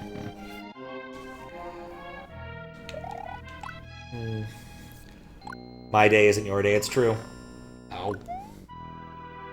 Why am I a box? Because of the character changing thing. A while ago, Faro made me this box. Actually, I think I asked Faro to help make me a sprite, and then he made this box of his own accord. Initially, I wanted a sprite that was just the feet, the shoes of Mario, as a gag for the Mario RPG SMW SMRPG crossover thing. Because I thought that when you're during the curtain game, it'd be funny if the players could only see Mario's shoes too. And I stand by it, it actually was funny. I think there was another transformation I had in there where that switched to a different character too, but I forget what it was. There were like 3 things you could be, and I forget what they all were.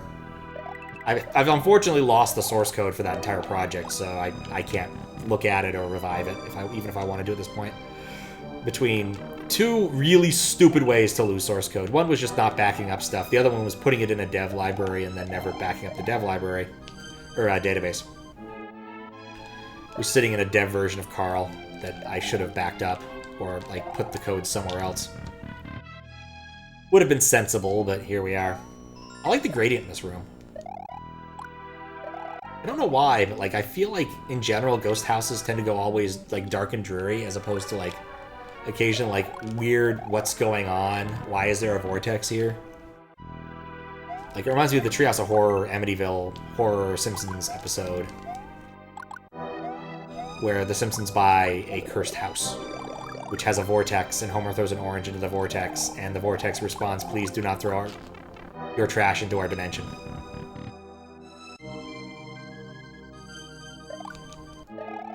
It's a good bit.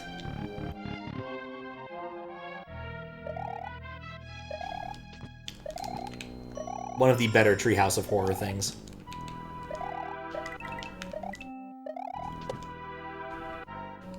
Ah! Made no sense. It must have sounded real eerie. Oh, I'm an idiot.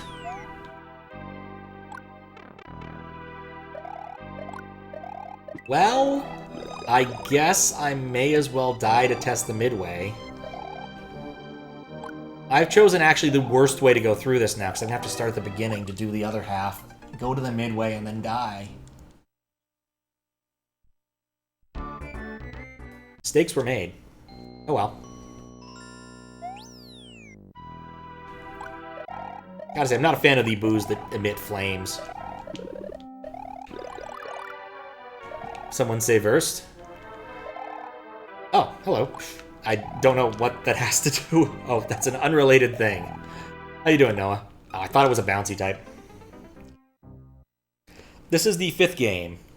I thought there were only 4 so far. Level Engine's playing the 4th one. No, there's 5. This one just showed up in moderation, like, last week.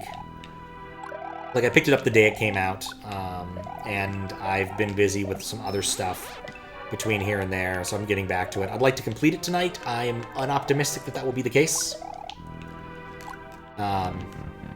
Given that I've had a relative slowdown in number of exits, but if I have to do another one, another stream of this, it'll be fine. It's good.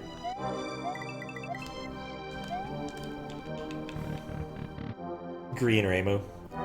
What kind of steaks were made? Well, medium ones. Because they certainly weren't because they weren't rare, and they certainly weren't well done.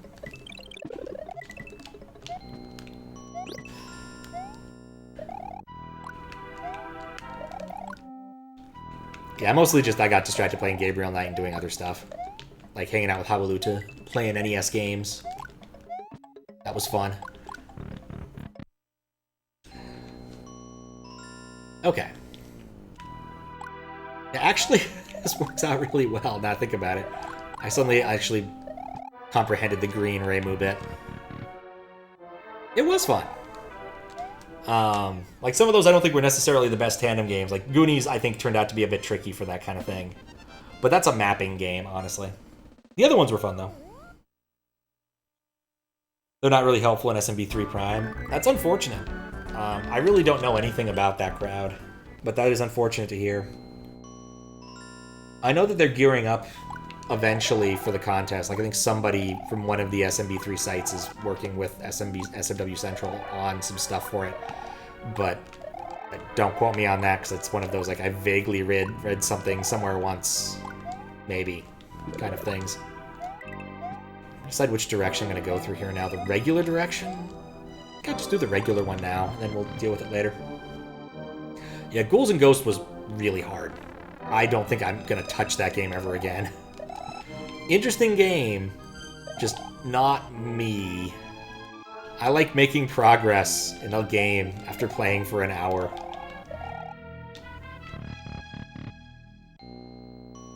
Yeah, there's going to be an SMB3 level design contest in, I believe, November.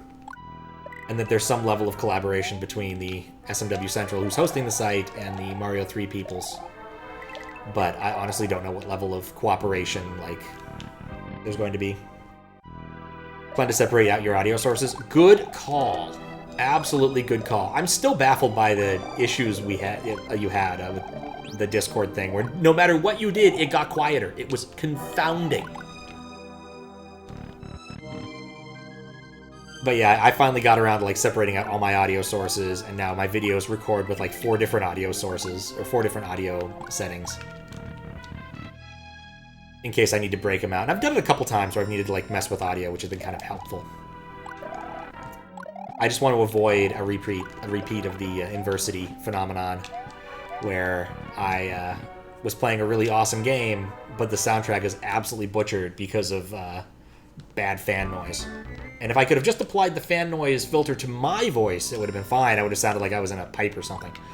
But because of the fact that it was all recorded on one stream, audio stream, it lost a lot of its pleasant qualities.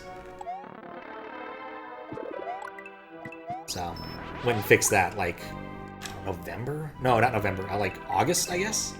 Last time I went to the East Coast, I was like, I'm just going to fix this. I'm going to sit down and learn how this works. Try Ninja Gaiden, the first 2 aren't that bad. I'm not certain that's not a troll. Though my only experience with Ninja Gaiden is the brief bit, you see it on screen in The Wizard, where the guy tells him, like, so what's the first game? The first game is Ninja Gaiden! He's like, he knows that game! He knows Ninja Gaiden! Of course he would. Anyway, The Wizard is a silly movie. Get your power gloves off her, man, etc. Fred Savage. He was like everywhere in the 80s.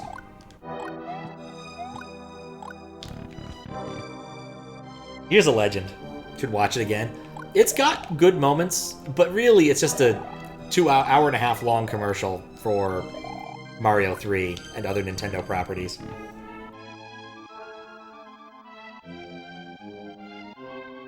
Word for something that happens every 15 minutes? I don't think so. Quarter hourly, I suppose. Yeah, that's what Kappa came up with too. Like quarter hourly is the best I could give you there. 2.5 hour long commercial from turn of the 80s, which makes all the difference. And value true. I have no idea if that was a good time. That wasn't a good time to use it.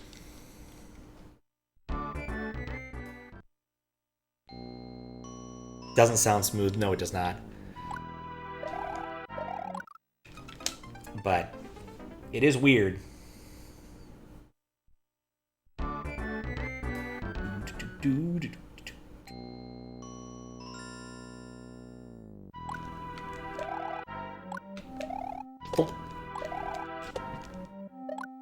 I think I'll have more than leading ghosts away. So I can get things.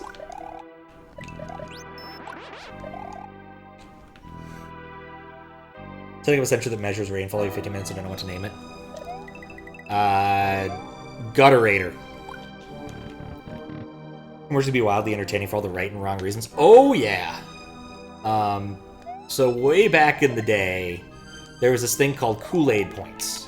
So on the back of every package of Kool-Aid, the flavored beverage, where the proof of purchase was, there would be a note about how many points it would be worth. And they sent out catalogs like telling you what kind of things you could redeem your Kool-Aid points for.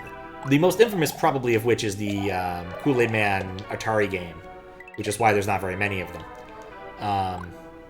And you get things like mugs or t-shirts or like small dinky things. But what we wanted, and we saved up all our Kool-Aid points for this, was the Kool-Aid Wacky Zany video. And in fact, when I think about it, when I say we, I'm not entirely certain I was party to this particular decision now that I think about it. And you can find it on YouTube in all of its glory. It is, you know, it's not actually a 30-minute long commercial for Kool-Aid, though it kind of is. It's also sponsored by KB Toys, so if you want to see the KB Toys commercials appended to it, it's kind of cute. It also has Dom DeLuise having a bit of a beef with a newspaper vending machine. I'm not kidding, this is a thing that happens. It's a very weird video. But if you want to have a little bit of weird 90s nostalgia, I'd recommend looking it up. It's a lot of stock footage and things. But the reason I'm telling you this story isn't because of Wacky Zany Kool-Aid. Oh no. It's because when I was curious about the people who had made the video, I looked up one of the producers. And I found that he had a YouTube channel with other things that he had made over the years, mostly just like some home videos, but one of them was this 10-minute long? No. Like 10-minute long advertisement for this sort of cat plush doll you could also wear, kind of like a stole. I forget what they were called, something like Fursations something. But the whole thing has a fantastically, like, 80s music video vibe. There's a guy playing the saxophone who does an awesome riff. There's like a black guy doing backflips and stuff. And some of the people who were in this commercial actually went and found this video and commented on it, including the bald guy who played the saxophone, the black guy who was doing the backflips. So, really awesome 90s ridiculousness. You need this? There's no way I can locate it right now. I think I might have it in my liked videos on YouTube to keep track of it. I can take a quick look next time I get up. But yeah, it's an absolutely... Forever Friends, that's what they're called. Forever Friends. Are you kidding me? How did I drop it?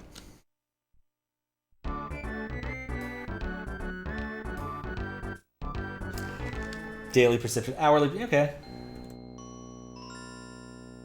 Let's see, Forever Friends... music, video. Is this the one? Maybe I'm wrong about the 7 minutes.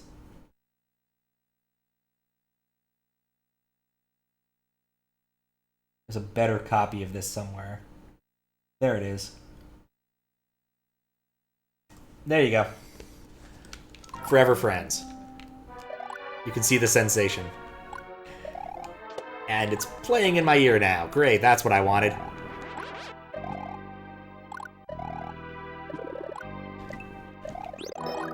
Thought I paused it.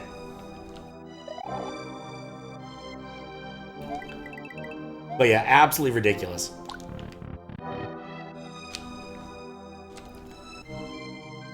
I've learned my lesson. Okay.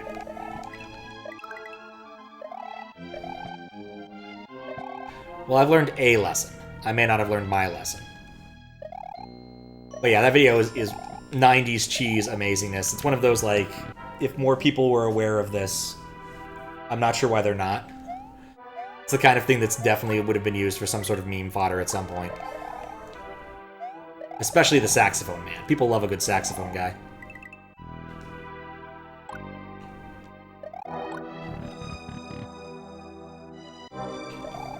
Okay. This time, I'm holding on to the damn thing.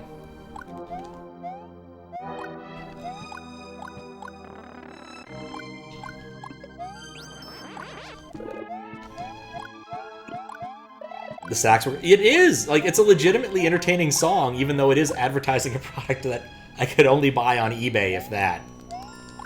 That I am definitely not the demographic for. Like, legitimately good work.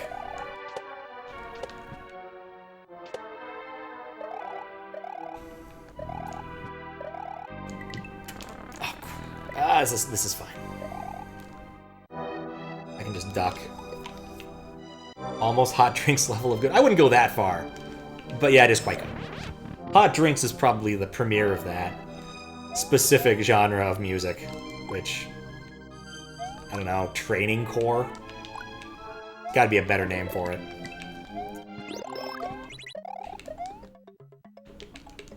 There's our door.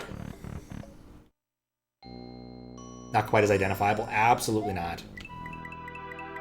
I hope this next part isn't all that long. It's a long walk back.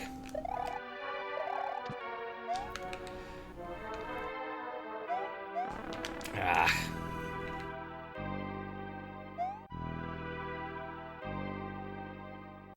Yeah, I'm gonna just take it now. Just get the feeling in, like, a few months someone's gonna point me to a port of that, and I'm gonna be like, wow, that's a thing that sure happened, isn't it? Oh. Alright. Boo.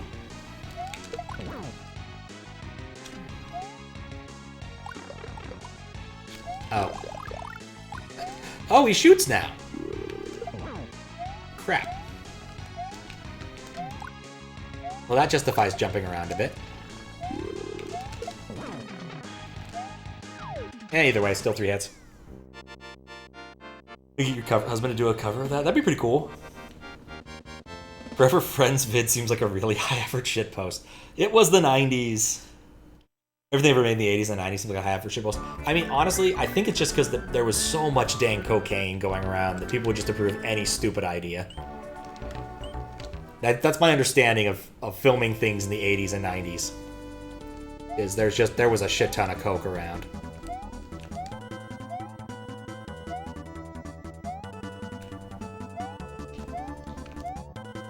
Oh good, there's level here too.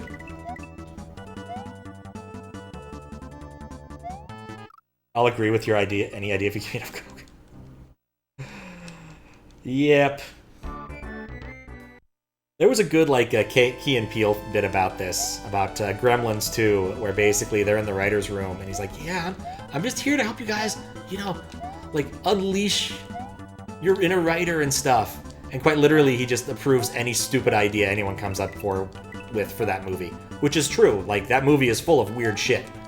Like, Hulk Hogan threatening the Gremlins who are allegedly running the projector, which was different in the home release.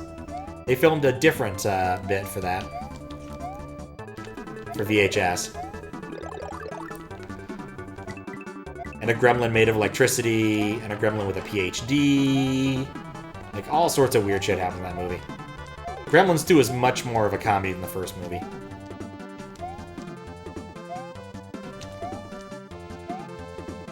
I guess I should have anticipated this would happen eventually, because, like, every Cloud World has to have a Buzzy Beetle stage. Or a Flying Beetle stage.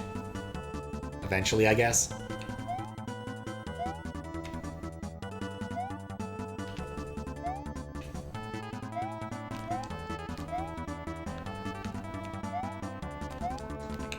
I wonder how long this is gonna be. How long this part's gonna be.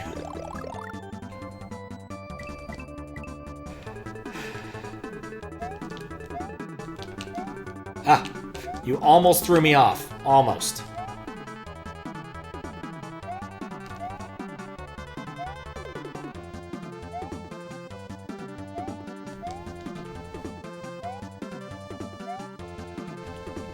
Trying to stay like 2 beetles ahead. Not sure how successful I'm being. It's a very sparse level in terms of actual geometry. Got a bit of that oops, all sprites energy. Oh, good. Midway. Cool. The first one's pretty good. Return from the video was a trip. Absolutely. When in Rome. Thought the track was Europop for a sec. No, I'm pretty sure it's just Mega Man. I mean, I refer to... Whenever I say geometry, I mean, like, actually... Oh, okay. Now we're somewhere. Like, this is drastically different, and I am much more into this. I'm gonna end up burning this. Oh, wait, hold up. Nope.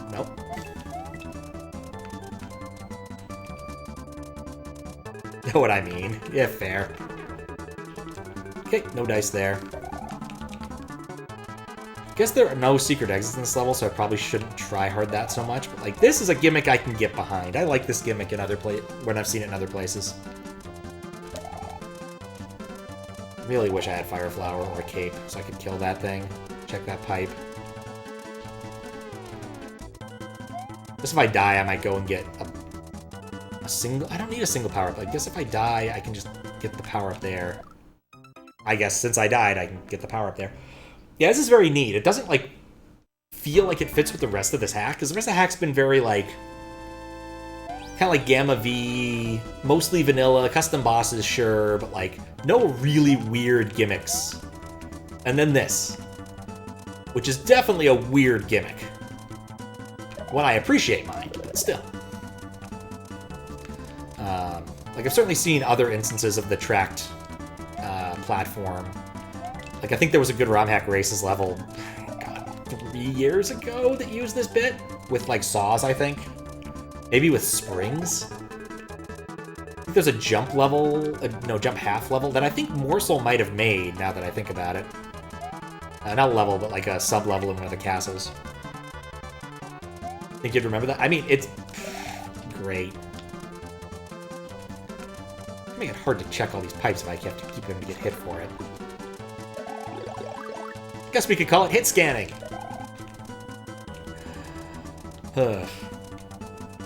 Propeller block? Oh, there was a propeller block, you're right!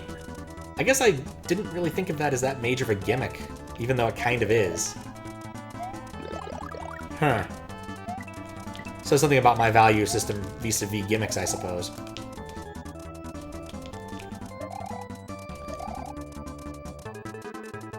Now I'm just thinking about that. Yeah, there are a lot of Kaizo hacks that use the tracking stuff. I'm fairly certain there was a ROM Hack Races level that did, but like I said, forever ago. Did test the midway, checked all the pipes, I'm good. If it's not diagonal, is it really a gimmick? Oh man, that'd be so annoying having a slope constantly underneath you. You're gonna go off and do this, aren't you? How you doing, Jeff?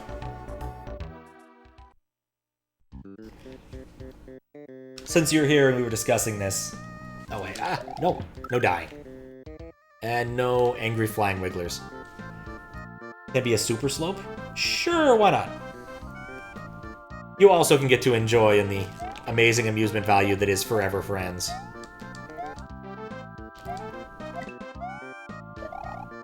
You know, I've never actually seriously played a Sonic game on stream now that I think about it.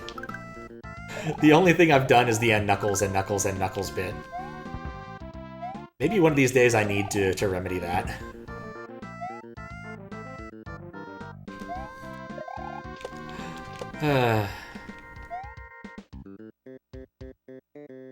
Tried to be able to slide on sprites one time and didn't quite manage to make it work. That is, sadly, should try again. I'm going to encourage you, but it's not a good idea. Right, okay, you don't get these guys mad. Because they stay mad forever and then murder you. Oh, never mind, they stay mad for a fixed amount of time and still murder you. This is fine. It's not good, but it's fine. Oh, God. You know, my ideas about escaping these things have been proven bad. Encourage any experimentation with slopes. It's a dangerous pastime.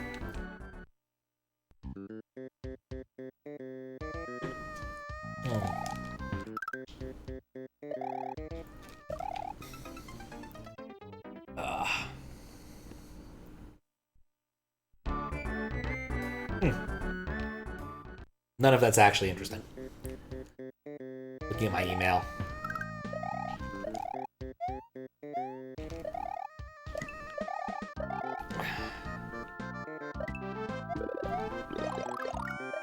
I'm still mad about that reply I just got in my email. I hate that company so much.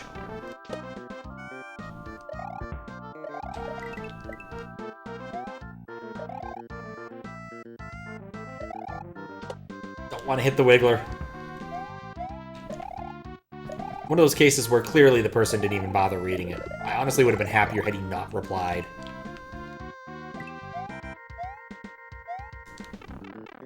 No boop. All good.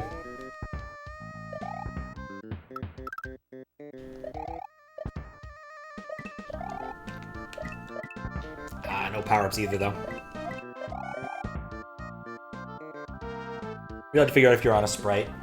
That's a slope. But it's time to figure out if Mario's sliding or not. Okay. Interesting.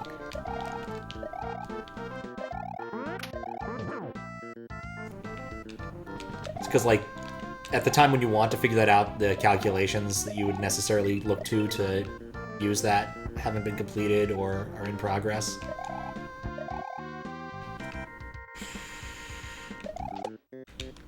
You know, that probably should have killed me.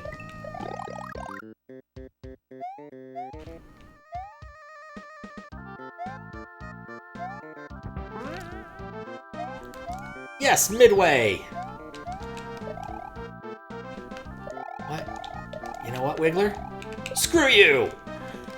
Haha, you didn't get me. Alright. So I had fun there. I'm gonna get up really quick. Because again, I hydrated a bit too well before the stream. I haven't even drunk much of the liquids I brought with me. So, I'll be right back. Also, math. This when you're still learning how SMW worked. Have an easier time now? Oh, probably.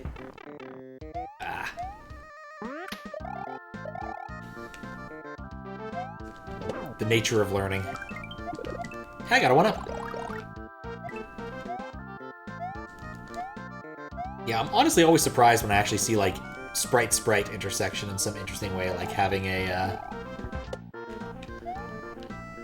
throw block land on a sprite platform. I way underestimated the slope on that. Seriously? What's on top of you, dinosaur? Need to finally sit down and figure out how to do nonsense over a USB connection. It is a good time.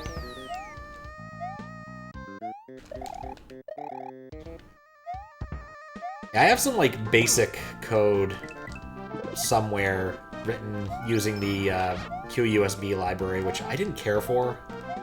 I've been meaning to rewrite that using the, using Red Guy's library, basic library, at some point.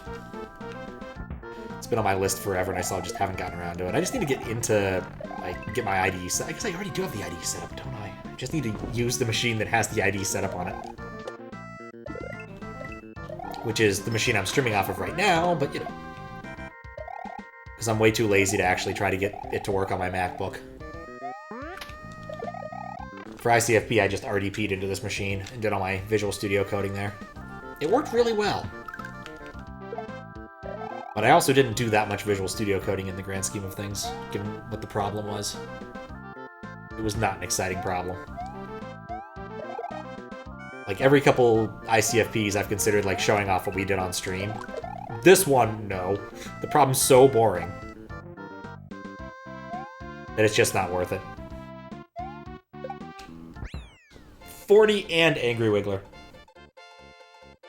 What's up with the tail? It does that.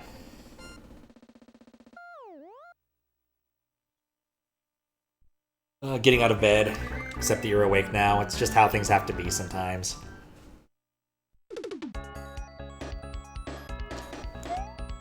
Pop. Pop. Oh, it's these things. Weird blenderators. Ooh, okay. That's an interesting use of those sprites. Do love getting hit like an inch before I'm actually gonna land on the critter. Oh, bumpers.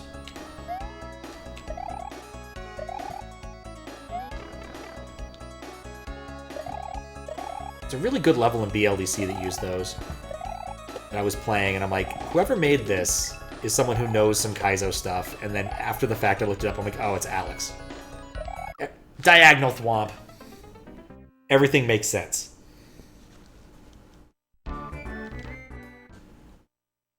Everything makes sense.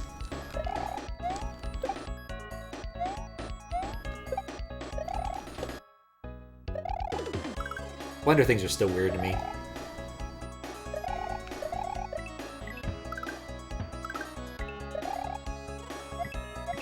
Alex does indeed explain everything. It was one of those, like, the person making this clearly understood exactly the, like, thresholds of Mario jump and everything else. Like, I don't think he was... The hacker was clearly not experimenting with this. They just knew these constants.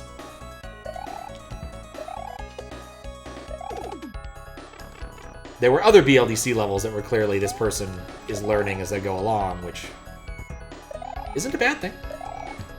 Oh, I didn't die. I still didn't die. Huzzah! That was unexpected. Just like Clarissa. No, Clarissa explains it all. But only it. Nothing else. I love it when they give you the chance to just not touch the ground.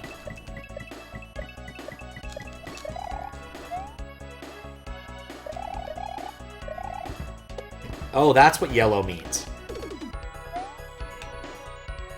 I feel like earlier in the game we ran into that kind of thwomp, but there was no actual indication that it was that kind of thwomp.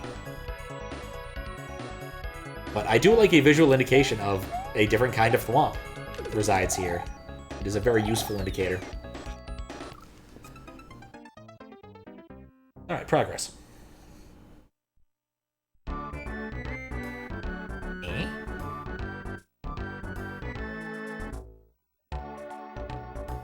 Wait, what?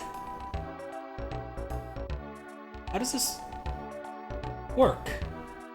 Oh, that's weird.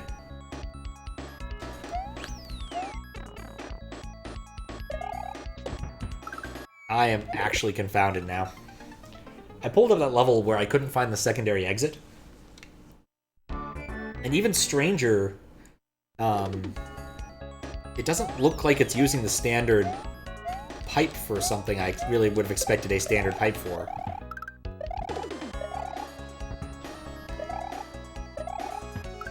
So now I'm actually more confused than when I started. So I'm not sure if there is a secondary exit there, but...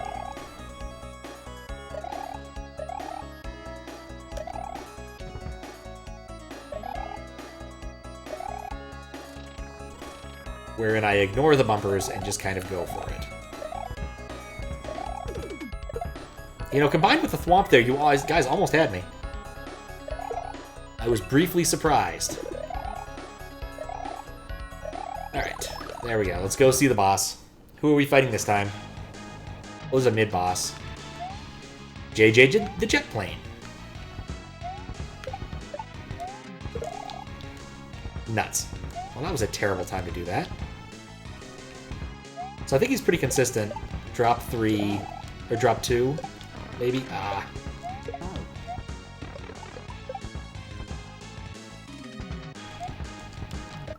Shoot.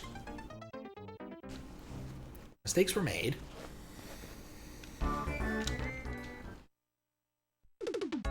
It's not difficult. It just requires focus. Okay, he's diagonally thwomping.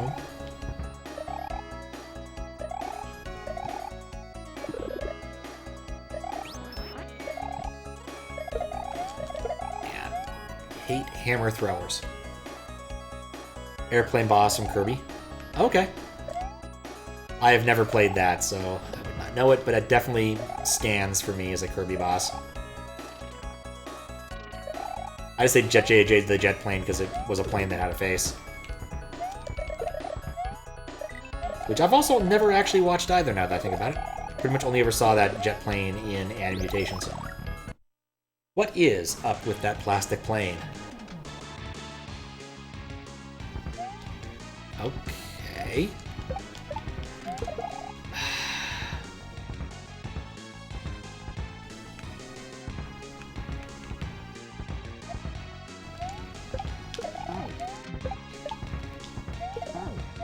Alright, well that's 2 hits, that's good.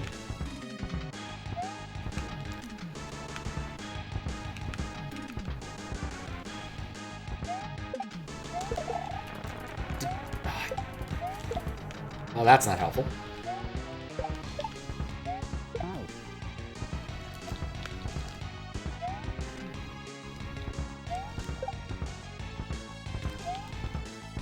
Did the plane use high explosives in Kirby as well? Oh, well, he's dead. Planey McPlaneface. JJ's the jet plane you have a personal vendetta against. Good to know. Good to know.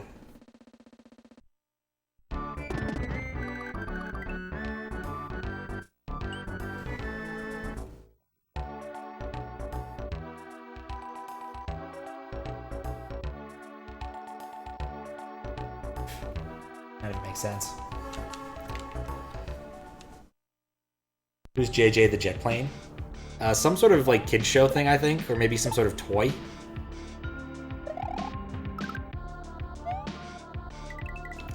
Never played with it, never owned one, only ever saw it in Animutations.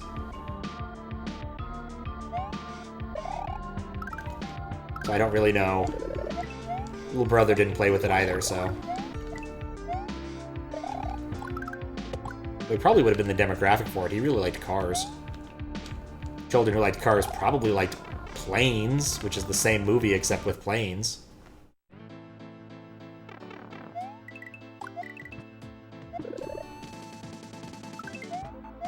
Very old kid show? Okay.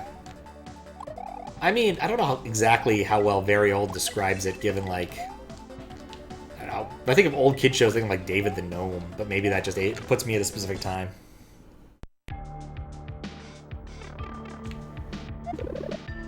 What else is like a really old kid show? What's that thing with like Mr. Bill?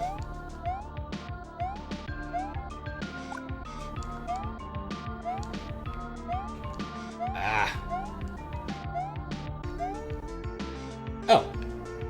Well, isn't that convenient?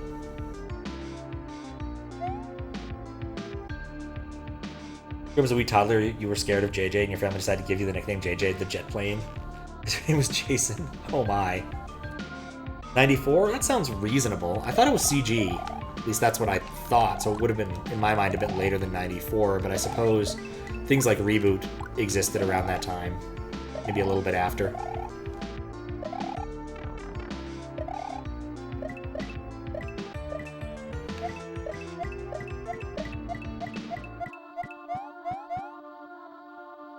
How many people on Twitch were born in the century just assume anything before 2000 is ancient? Yeah, that's not entirely unreasonable, I suppose. Speaking of, like, old kid shows, I watched a episode of, I think, Laugh-In. I last visited my father, and that was definitely old. Made me realize there's a bit that I've done forever that comes from that TV show, and I didn't even realize it.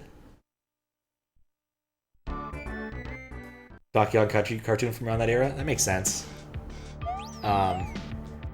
For some reason, they have a German dude who is quite clearly a poorly disguised Nazi on the show, and occasionally they just cut to him and say, "Interesting, very interesting." And I didn't even realize it was from that. At least I think it's from that. Definitely a weird show by today's standards. Very 70s.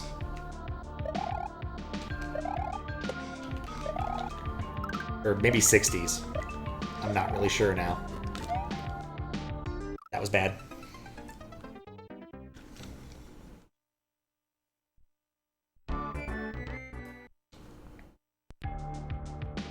Also got to see my father's favorite cycling movie, whose name I've immediately forgotten. But very much a coming of age, you know, a bunch of kids, all friends, and they do things and bicycle, but like then they live in a college town, and the college bicycle kids think that they're shit.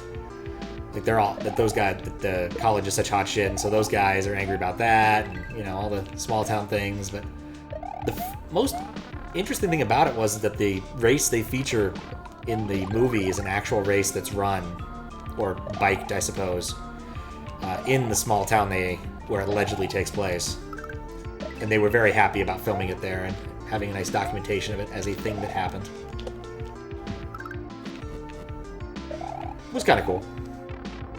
Breaking away. Yes, that's absolutely it. I'm kind of impressed that my vague description of the movie worked well enough, but I guess there's probably not that many movies about cycling. Literally, love to keep reminiscing. All right, sleep well, Fen. See you later. Should probably sleep too. Yeah. I would say me too, except I'm not going to.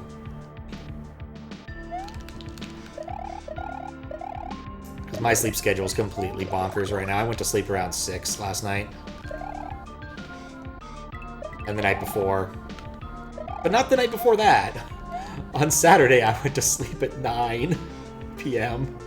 I was just exhausted. Stayed up way too late, way too many days in a row. And then did something where I had to wake up fairly early. I'm still miffed. My car's battery's apparently shot, so I'm gonna get that fixed. By that fixed, I mean probably bug squiggles to acquire a battery and bring it over here. With bribery. Had training at 9 a.m. last week, still fucked up from it. I'd believe it. It'd be good for me to get fucked up in that direction.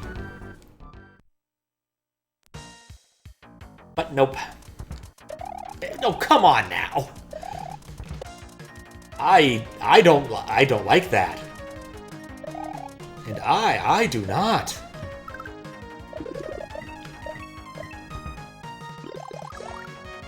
I don't think I've ever seen this particular variant of a bullet bill. A pollinator bullet bill. Definitely a new one to me. Pollinator bill? Bee bill? I'm trying to come up with like what we should actually call this thing. It's weirding me out now. How to make bullets even worse? Exactly. See?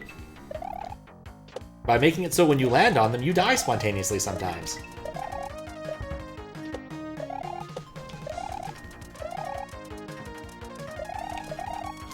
I'd like to scroll it off the screen. Nope, that was bad. If in doubt, Devil Dan. Don't know any other characters from Bill and Ted. I forgot about the Bill and Ted cartoon. I think I saw a couple episodes of that way back in the day, but it was not something I frequently got to see. Like, it was animated, right? Or maybe there was a live-action version and an animated one? Bill and Ted's Excellent Adventures, a truly wonderful movie. Bill and Ted's Bogus Journey kind of sucks. I don't know if the third one's any good. I never saw it. I feel it'd be kind of depressing, honestly.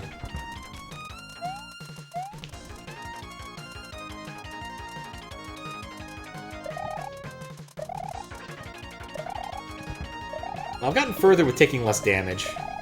Cautiously optimistic. Yep.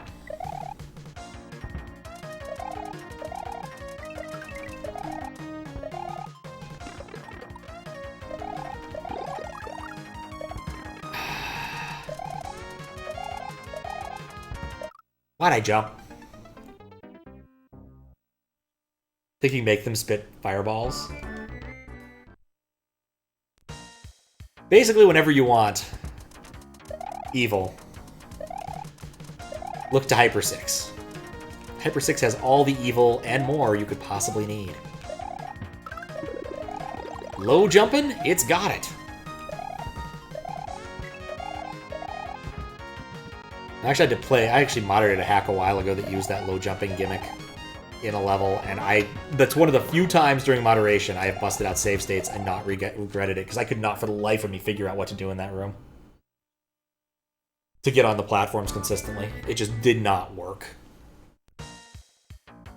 And the answer turned out to be something really awkward, like don't hold, or make sure you're not holding a button when you do the jump or something. Like, it was really weird. But it was like 4 rooms in, and I kept dying at exactly the same jump, and I'm just like, I'm done. I'm getting save states so I can understand what I'm doing wrong. Which is not a common thing for me. I don't do save states, because I'm bad at them. I'm more likely to end up just, like, wrecking my game than actually succeeding at using save states, because I just don't ever use them enough, so I don't have the muscle memory for them.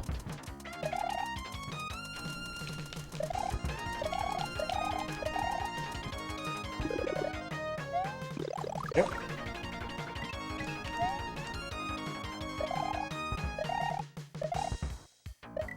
Oh, I didn't get hit that time.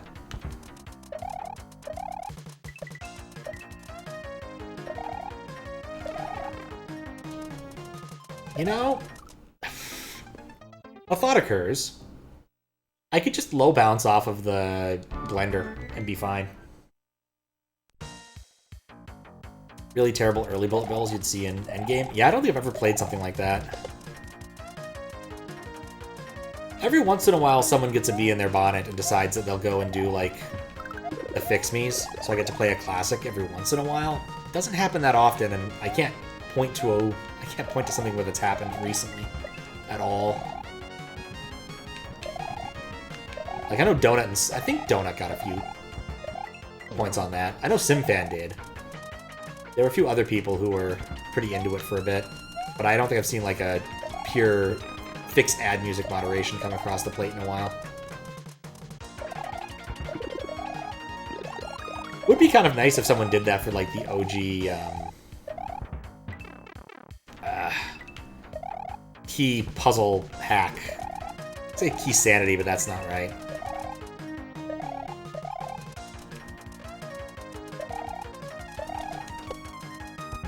Why do I jump? Because that hack's a lot of fun. I'd consider playing through that hack again, because it's been long enough that I think I've forgotten all the puzzles. Or enough of them. Catastrophe, that's it. Like, Catastrophe is just a really good hack.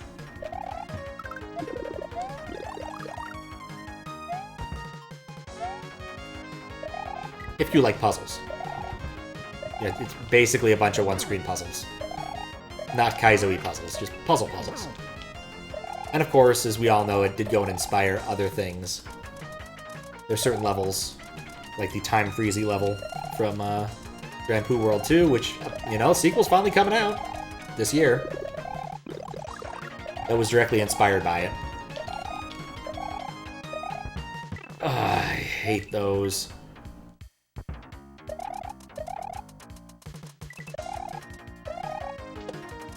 Okay. Jump. Well, at least there's a power-up here. Can't find a video of the Hyper 6 ones. They home on Mario, but like in bursts. So it's worse than constant homing. So it's like occasionally like course correcting. As opposed to constantly tracking.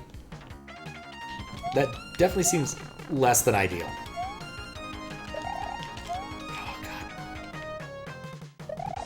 I'm hoping for this midway right here. They move in bursts. Oh, okay. I think I've seen those. Like, they'll stop, they'll look at Mario, they'll go. They'll stop, they'll look at Mario, they'll go.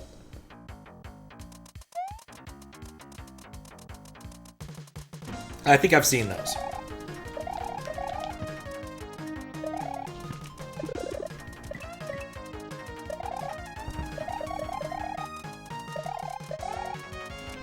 Pollinators.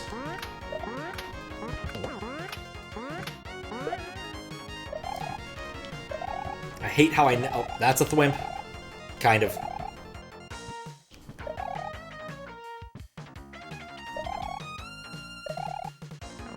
I thought it might swing the other way. Alright, what kind of boss we got here? I'm impressed that you made it this far, but I won't allow someone like you to arrive at the Garnexus building.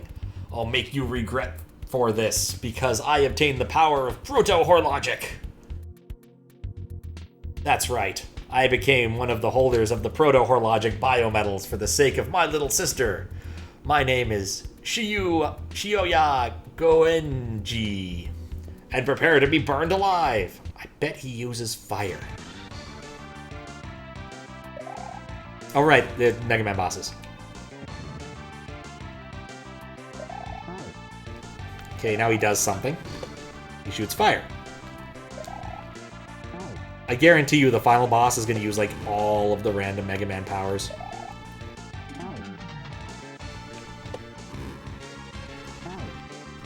I should have gotten hit there. 100%. That was just bullshit luck on my part.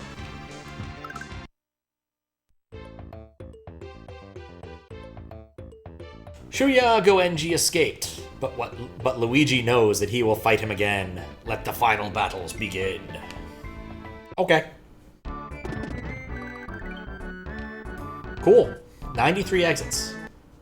With one possibly missing. Oh, hey, we're in another world. Oh, that's the Garnexus database. That makes sense. It's really hoping for a path backwards. Oh, hey, bully. Bully for you. I don't know why, but I suddenly had a vision of, like, replacing the bully sprite with Franklin Roosevelt on a horse.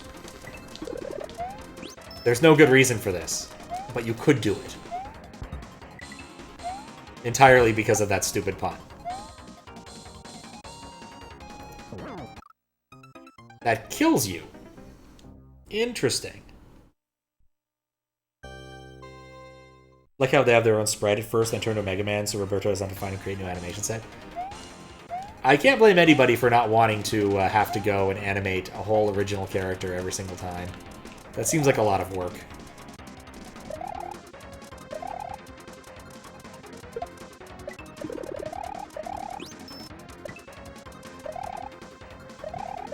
Alright, so... what am I supposed to do here? Not that.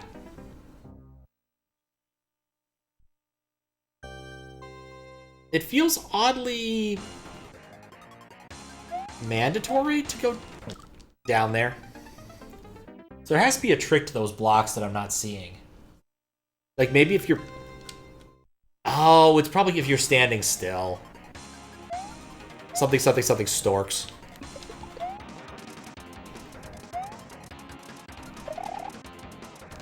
At least that's my guess for the time being.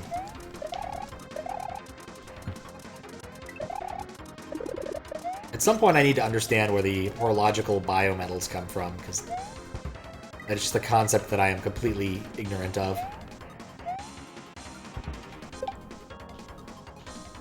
Yep. No controller input. It's the key to the whole thing.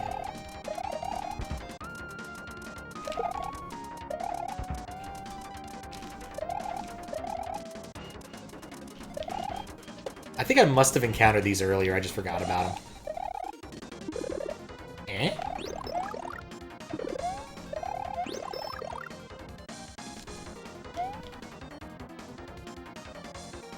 This is odd. Oh, are you ready for another fight? Do you really think that you can beat me again? I'll teach you to never make fun of me. Okay, I'm fine with this. Pop. Ah, the boomerang. Most powerful of the Australian weapons. If only this one was made of pure Australian.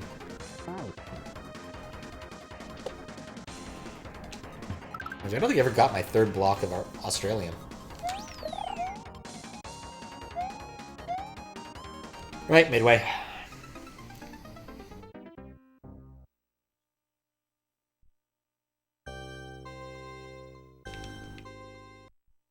Didn't this say it had 2 exits? I am actually a little bit confounded by that.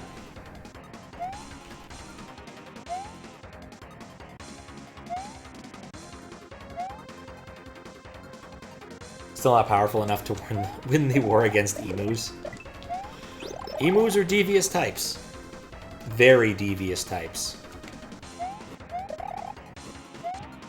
I'm curious what I just chose. Is this the secret exit path? Or the regular exit path? And there was something else of interest past that point.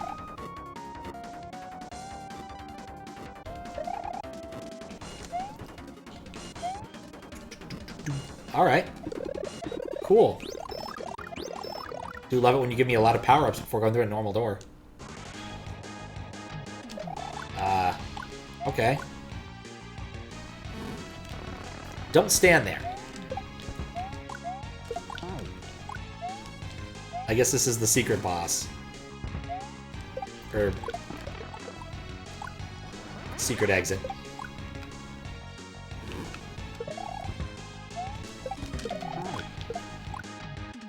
Right, that's the strat.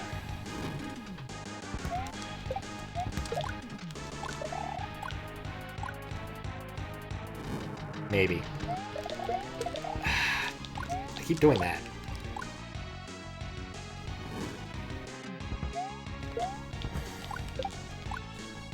Grab that, kick it, get hit by the stupid thing.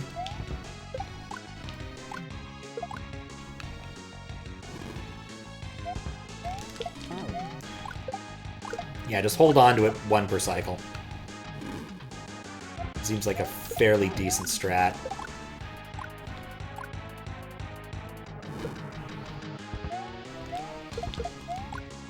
Except if you do that, then that doesn't work so hot. There we go. I believe this is a boss refight level, yeah. I fought one of the bosses from way earlier in the game. I don't remember which castle, but I presume Castle 1. What'd you miss? Don't remember when you exactly were here last, but I beat a few levels. Now, I'd say that's the most important thing. Okay, where does this go?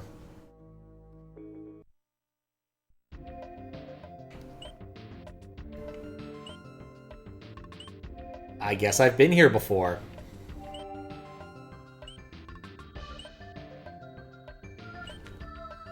No, I guess I must have unlocked this and didn't even think, oh yeah, I should go fight the, do this level. I guess because Queenie was so close. There's a good argument for unlocking this edge so that I can go across. But I'm lazy, so I'm not going to do it. Right now.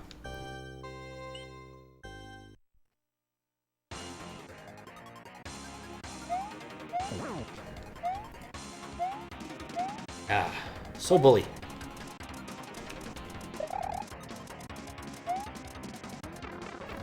My brilliant plan kind of fell apart there. Either way, I gotta do a boss fight, refight level. Or at least a boss refight. I don't know how the rest of this is gonna play out.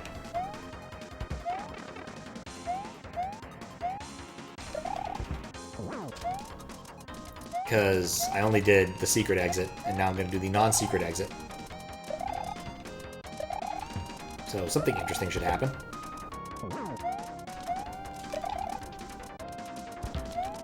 Nope. Obtained a power-up, but you're still hungry. Exactly. So I am getting close to the end, right? So I have 97 exits. There's 112 exits in this, presuming that there's a final level with, you know, a lot where you have to put some work in to beat it, which is how it usually works with this sort of game. A Bowser's Castle sort of level. So maybe, maybe not, you know. Maybe that level counts.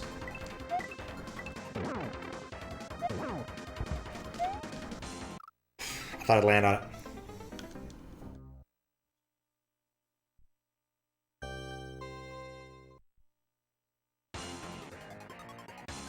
But yeah. I get the feeling that I'll still be at this a bit.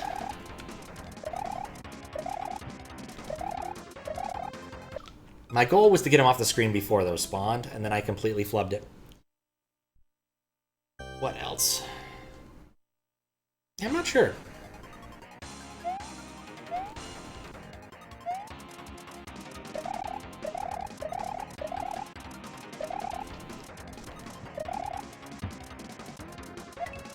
I'm still miffed about that email. And I will proceed to be miffed about this email until, like, I go to bed. Because of how utterly unhelpful it is. Having a problem with the off path for using this tool. Oh, you should look at the FAQ for what kind of errors happen when you're using our tool. No, I can't even use your damn tool. Because I can't auth to get to your tool.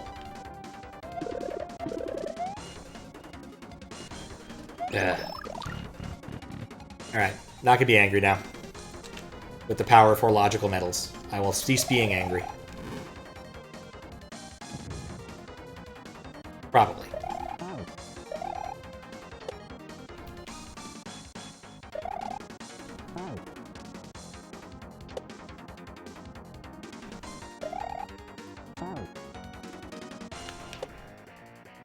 What else? Guess I'm still trying to figure out, like, what other Halloween-y things I want to do. Maybe I'll just add them all up and make a poll in Discord. We've got a couple still on there that I think would be fun. Some I've played before, some that I haven't, but they're still just really fun.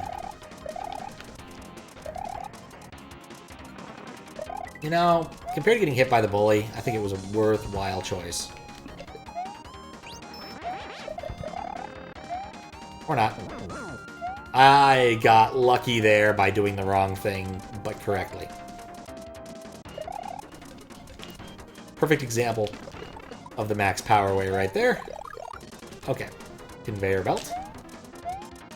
Conveyor belt. Alright. I guess this is our next boss fight.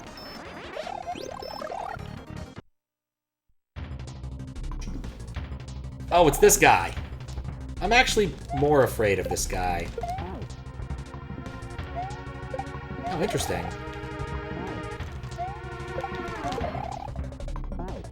I didn't realize that the ground unlocks. Like, you can move off the ground right after he bonks you. Like, there's enough time that you don't have to worry so much. That's actually really useful to know. You finally arrived at the Garnexus area and defeated 2 of my fallen allies. There are others waiting for you at this facility. I'm making the preparations for our party. Aw, I get to go to a party. Delightful. I'm looking forward to the party. You will be baked, and then there will be cake.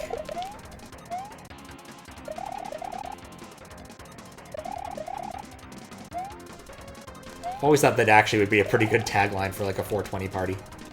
You will be baked, and then there will be cake. Not that I would actually have one of those, but you know, if someone was going to have one, they could totally use that.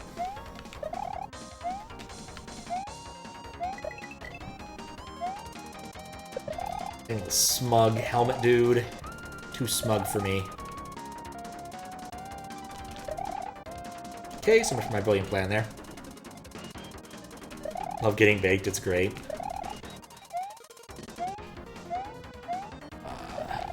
Oh, nuts. And off it goes. I thought those were tracers. Trackers, something. Yeah, Buddy Snyder was playing Portal. Through Portal, and I think he's doing a little bit of Portal 2 recently. Says they still hold up pretty well. I won't let you pass. I have someone to protect, and you won't be able to arrive at the Garnexus building. Your journey ends here and now. I still would love to know who these people actually are.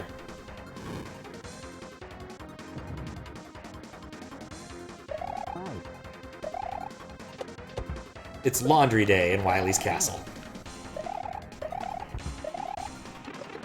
Crap. I'm being defeated by the power of football. Oh, right, and Pharaoh Man's powers. Oh, nuts. I don't trust the power of football. Ah! I don't know why I assumed there would be time.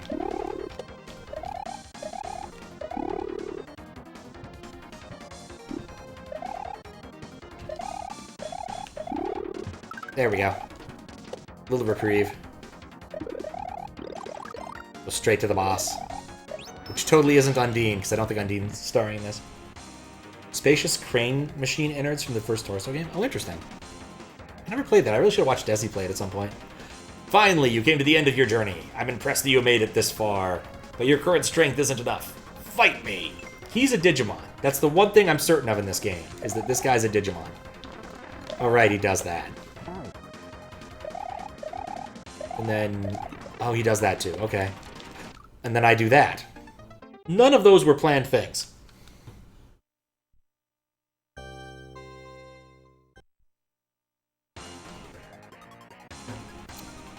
There is no midway.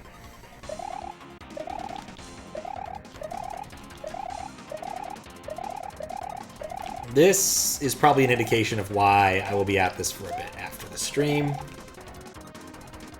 No, the Digimon did not digivolve into Mega Man. I'm fairly certain that's a thing they don't do. I never actually, like, watched any Digimon. I'm just aware that they exist. Like, Renamon was a thing. That's about it, actually. People really liked Renamon. That's really the best I've got.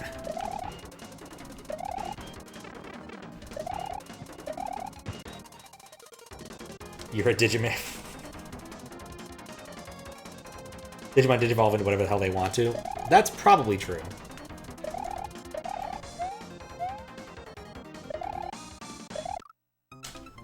Didn't proc. Yes, they really like Renamon. This is a true statement. It's the early 2000s, and people were really into Renamon and Crystal. Not Pokemon Crystal. Crystal with a K. From the otherwise forgettable Star Fox Adventures. There's also Angela Anaconda short right before the first movie that got some kid's parents divorced. What, really? There's a lot to unpack right there. Like, that was that weird, like, Nickelodeon show. They used, like, paper cutouts. Black and white paper cutouts, from what I remember. I was never a big fan, but I think one of my sisters liked the show.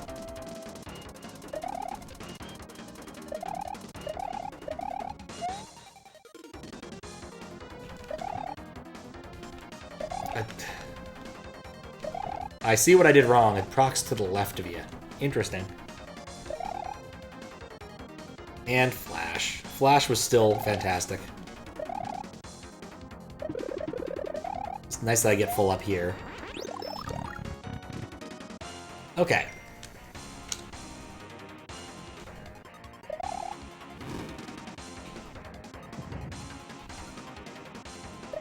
I will not get footballed.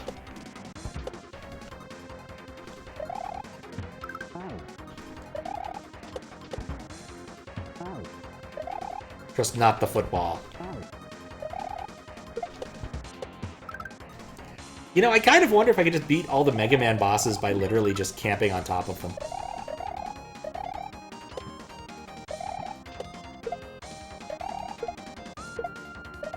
I'm actually wondering that. Alright, here we go.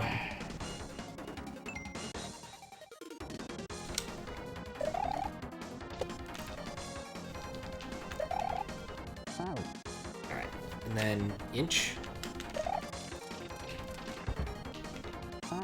Then bop. Inch. And get hit. And skiing. Inch. And bop. Inch, bop. Da da da da da. Skitty up. Oh, 5, right. Number increases over time. Oh, and then he shoots ice at you. Reflective ice.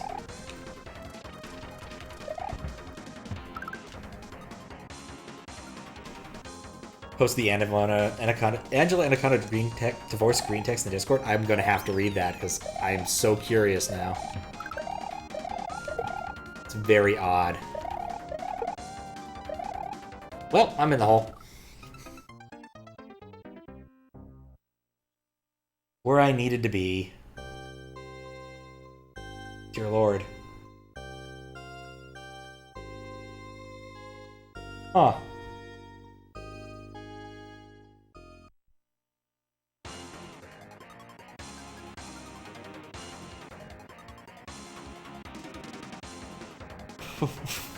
What?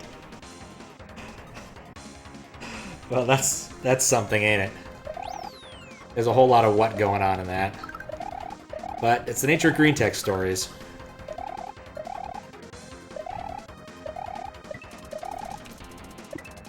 If that's fictional, it's a well-written little piece. Though the best green text of all time will probably always be Drink the Verification Can. Or whatever you properly call that one. An absolute masterpiece in dystopian storytelling.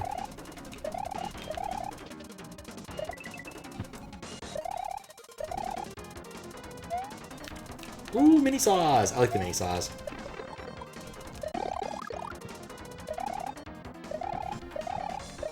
I'm just gonna leave them alone. And not pay attention to what I'm doing, and realize it doesn't matter because it's one of these levels. Mega Man boss, or not Mega Man boss? It is pretty sad. Oh, it's this boss. This boss isn't difficult. The problem is... you can't spin jump on that sucker. And there's random bullet bills that'll spawn. I guess, actually, this is a lot easier than I remember it being. Probably because my strategy was really bad. Yeah, I think my strategy was really bad because I wanted to stay on the floor the whole time. But instead of going in the air and just using that... yeah, this is working a lot better. Like, I can still get screwed over by a little bit of ill luck, but still. Staying on the ground was definitely making this a lot more difficult than it needed to be. 5 down, 2 to go. I'm impressed how you're able to defeat the most toughest people in this strange universe. The last 2 warriors are waiting for you in the next stage. You can go on to the next stage, Parappa.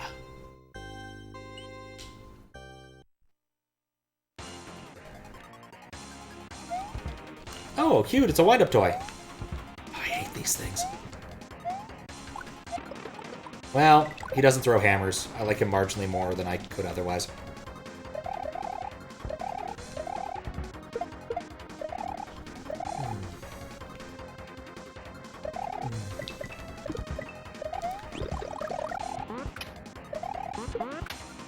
God. First time I ran into these bullet bills on a string was Gamma V's hack 10, pretty early on when I was moderating. That was a good hack. Especially for early moderator. Gamma V's a good hacker. Knows her game.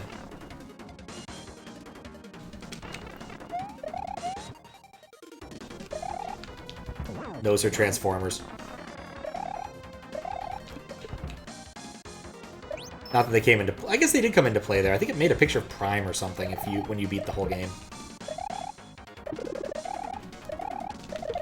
Alright, so here's the first boss of 2, apparently.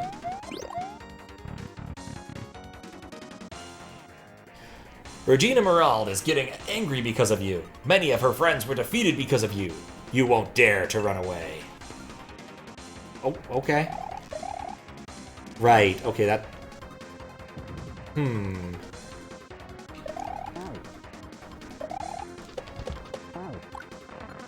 Okay, like, if there was floor there, that would have worked.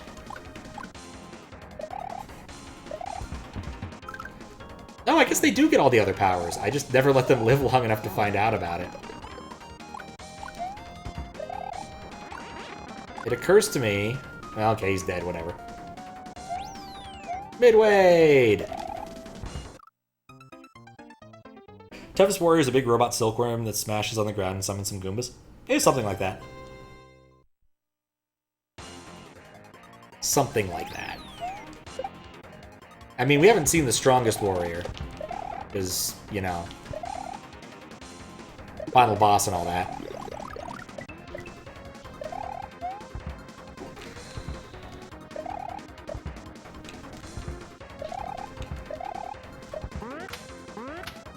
This is fine. You know what? Nuts to this Chuck. Just him in particular. Okay.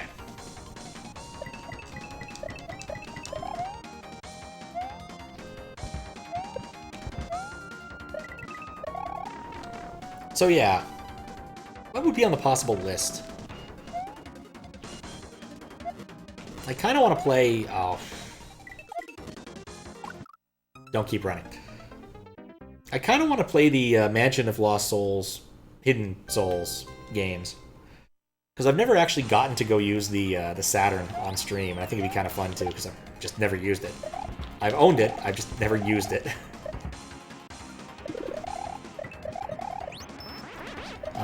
And I never played the Saturn version. I played the Sega CD version, and I understand they're different games, even though they have the exact same title and look kind of like one's a sequel to the other. But it's hard to tell, though the Saturn version does not have quite the charm of the Sega CD version, for somewhat obvious reasons. I'd probably need to set aside like a whole day for that, rather than being like a starting at midnight stream. Oh good, he can't go through there.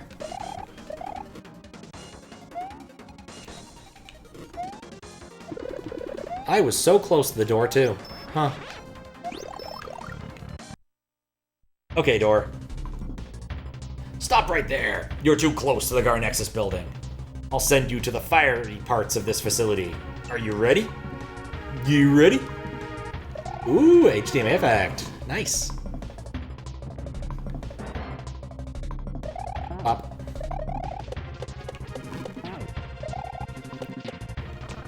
Okay, so I can't really get away with that. I can kind of get away with it. No! Runs the Super C manual where there's a mid-boss that supposedly nuked an entire star system by itself. It's too bad nobody in that system got destroyed, bothered standing on its head where it literally can't touch you.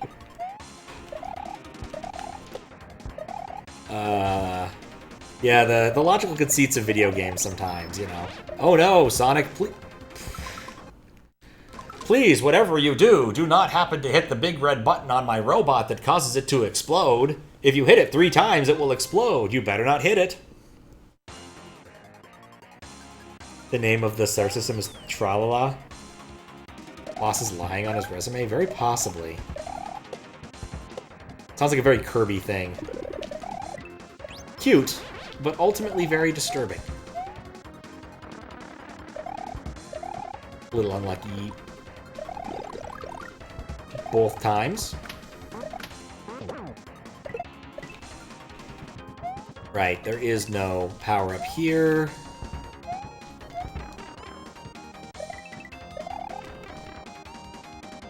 The Tralala system.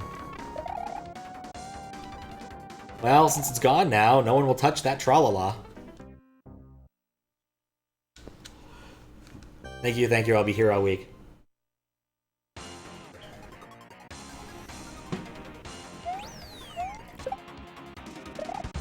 That feels like a venue that like some comic has to have explored.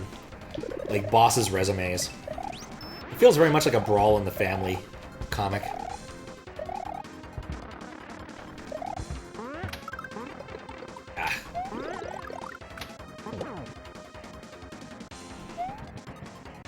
In fact, I honestly wouldn't be surprised if he had already done that bit. It was a good webcomic for its time.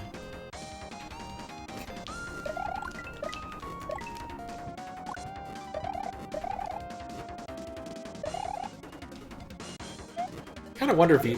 I guess I was going to say I wonder what he's up to, but I think I know what he's up to. He's making that book about Nestor. The weird... Call him mascot from Nintendo Power. Like the red-headed kid, who was apparently a thing in Nintendo Power at one point.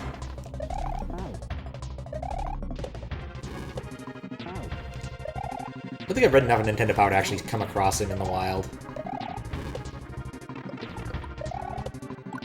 Are you... Oh, I got lucky. It's not even a name.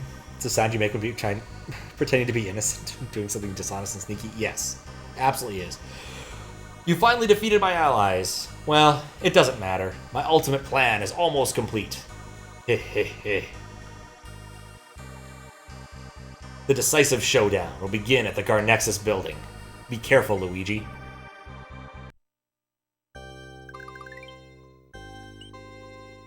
We found the Garnexus building, where everything happens. It's the nexus of the storm.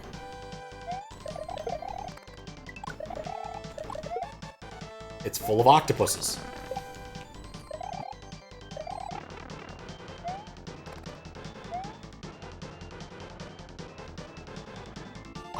Okay. What is this? I think I played this level before? Like, near the very beginning of the game? Maybe? No, I don't think I saw blenders until a lot later. This is gonna be with one of those levels where I need to go through and, like, clear every door. You beat my allies, broke into my base, and almost destroyed my plans. Doesn't count. I mean, kinda. Like, as long as they were buying you enough time to actually, like, make your plan work, I guess it's okay. Like, logically, it's not that stupid. But she definitely needs to go read her Evil Overlord list. My personal favorite one on there is, like, I will run my plan past a 5-year-old child and fix any issues he can spot in my plan. Or, I won't turn into a snake. It never helps.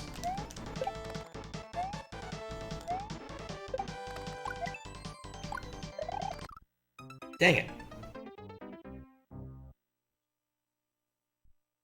Though maybe turning into a snake could help sometimes. No, probably doesn't. Probably doesn't. Just don't turn into a snake. Trust the plan. The unsnaky plan. Ah!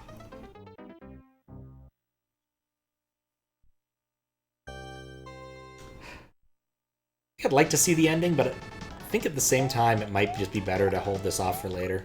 Because I'm doing dumb things. Yeah, definitely want to drink that.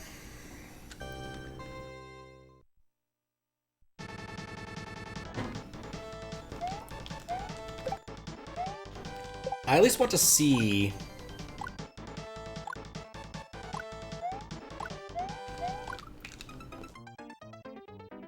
I don't get you, Octopus. I don't get you at all. But yeah, there's two real main issues right now. I still don't know if there is a secondary exit in that level before.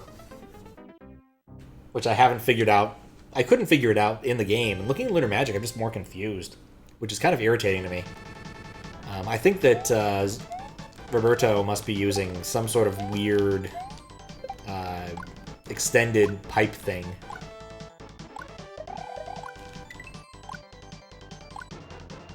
Oh, it's a ninja.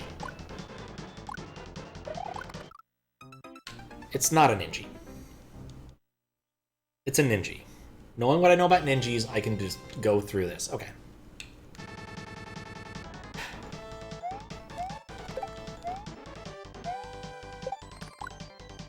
High jump. Low jump. Low jump. Close enough.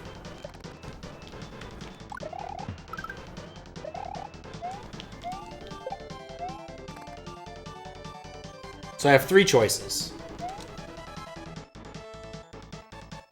Oh god! It's that one Mario 3 level. It's like 3-8. Thanks for the follow. Enjoy your fish. And the absolute destruction of layer 3, which probably means I need to start this over. because I probably needed that layer 3. Water. Yeah, I should just go back and legit. No one ever expects that.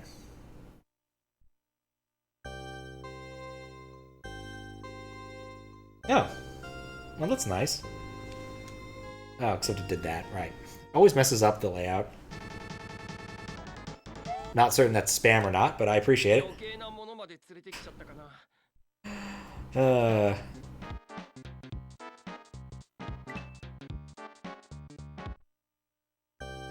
Okay. So... queso.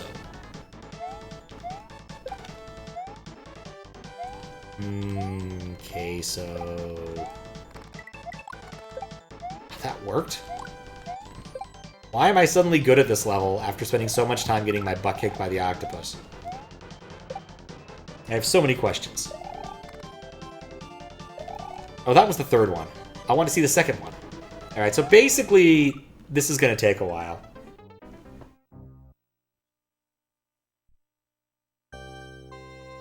I want to beat at least one of the sub-levels. I think that'll be where I sign off.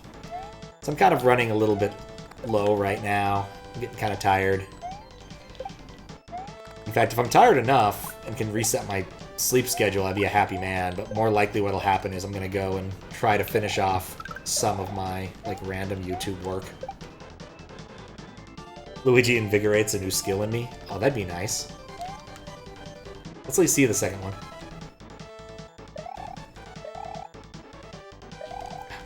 Could you stop doing that for a moment? Okay. Let me fix this up before it becomes a problem. Oh, never mind, I can't on that one. Have to type words.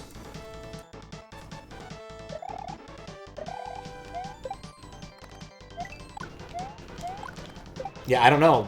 I literally suddenly can kill the octopus. Alright, do first ones first.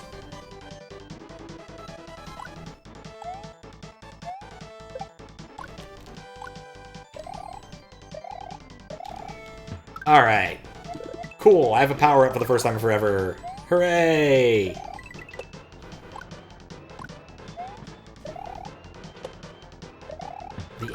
Nope.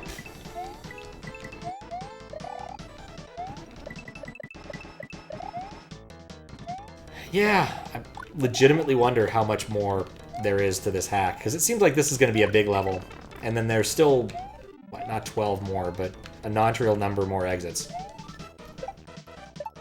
See, 97, 3, that makes 25, I think, or 15. Yeah, 15. That's how those numbers add together. Alright, we beat one, so how does this work now? Alright, so I'm gonna have to beat all 3 of them.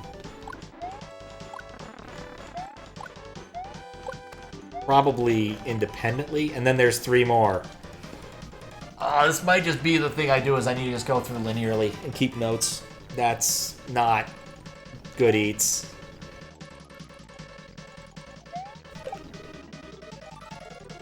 I'm trying to think of how much this could fork, how big of a space this could end up being.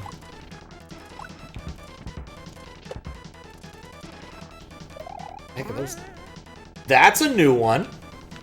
That's the first time I've seen this sprite in this hack. I'm pretty sure. I dig it, but that was weird.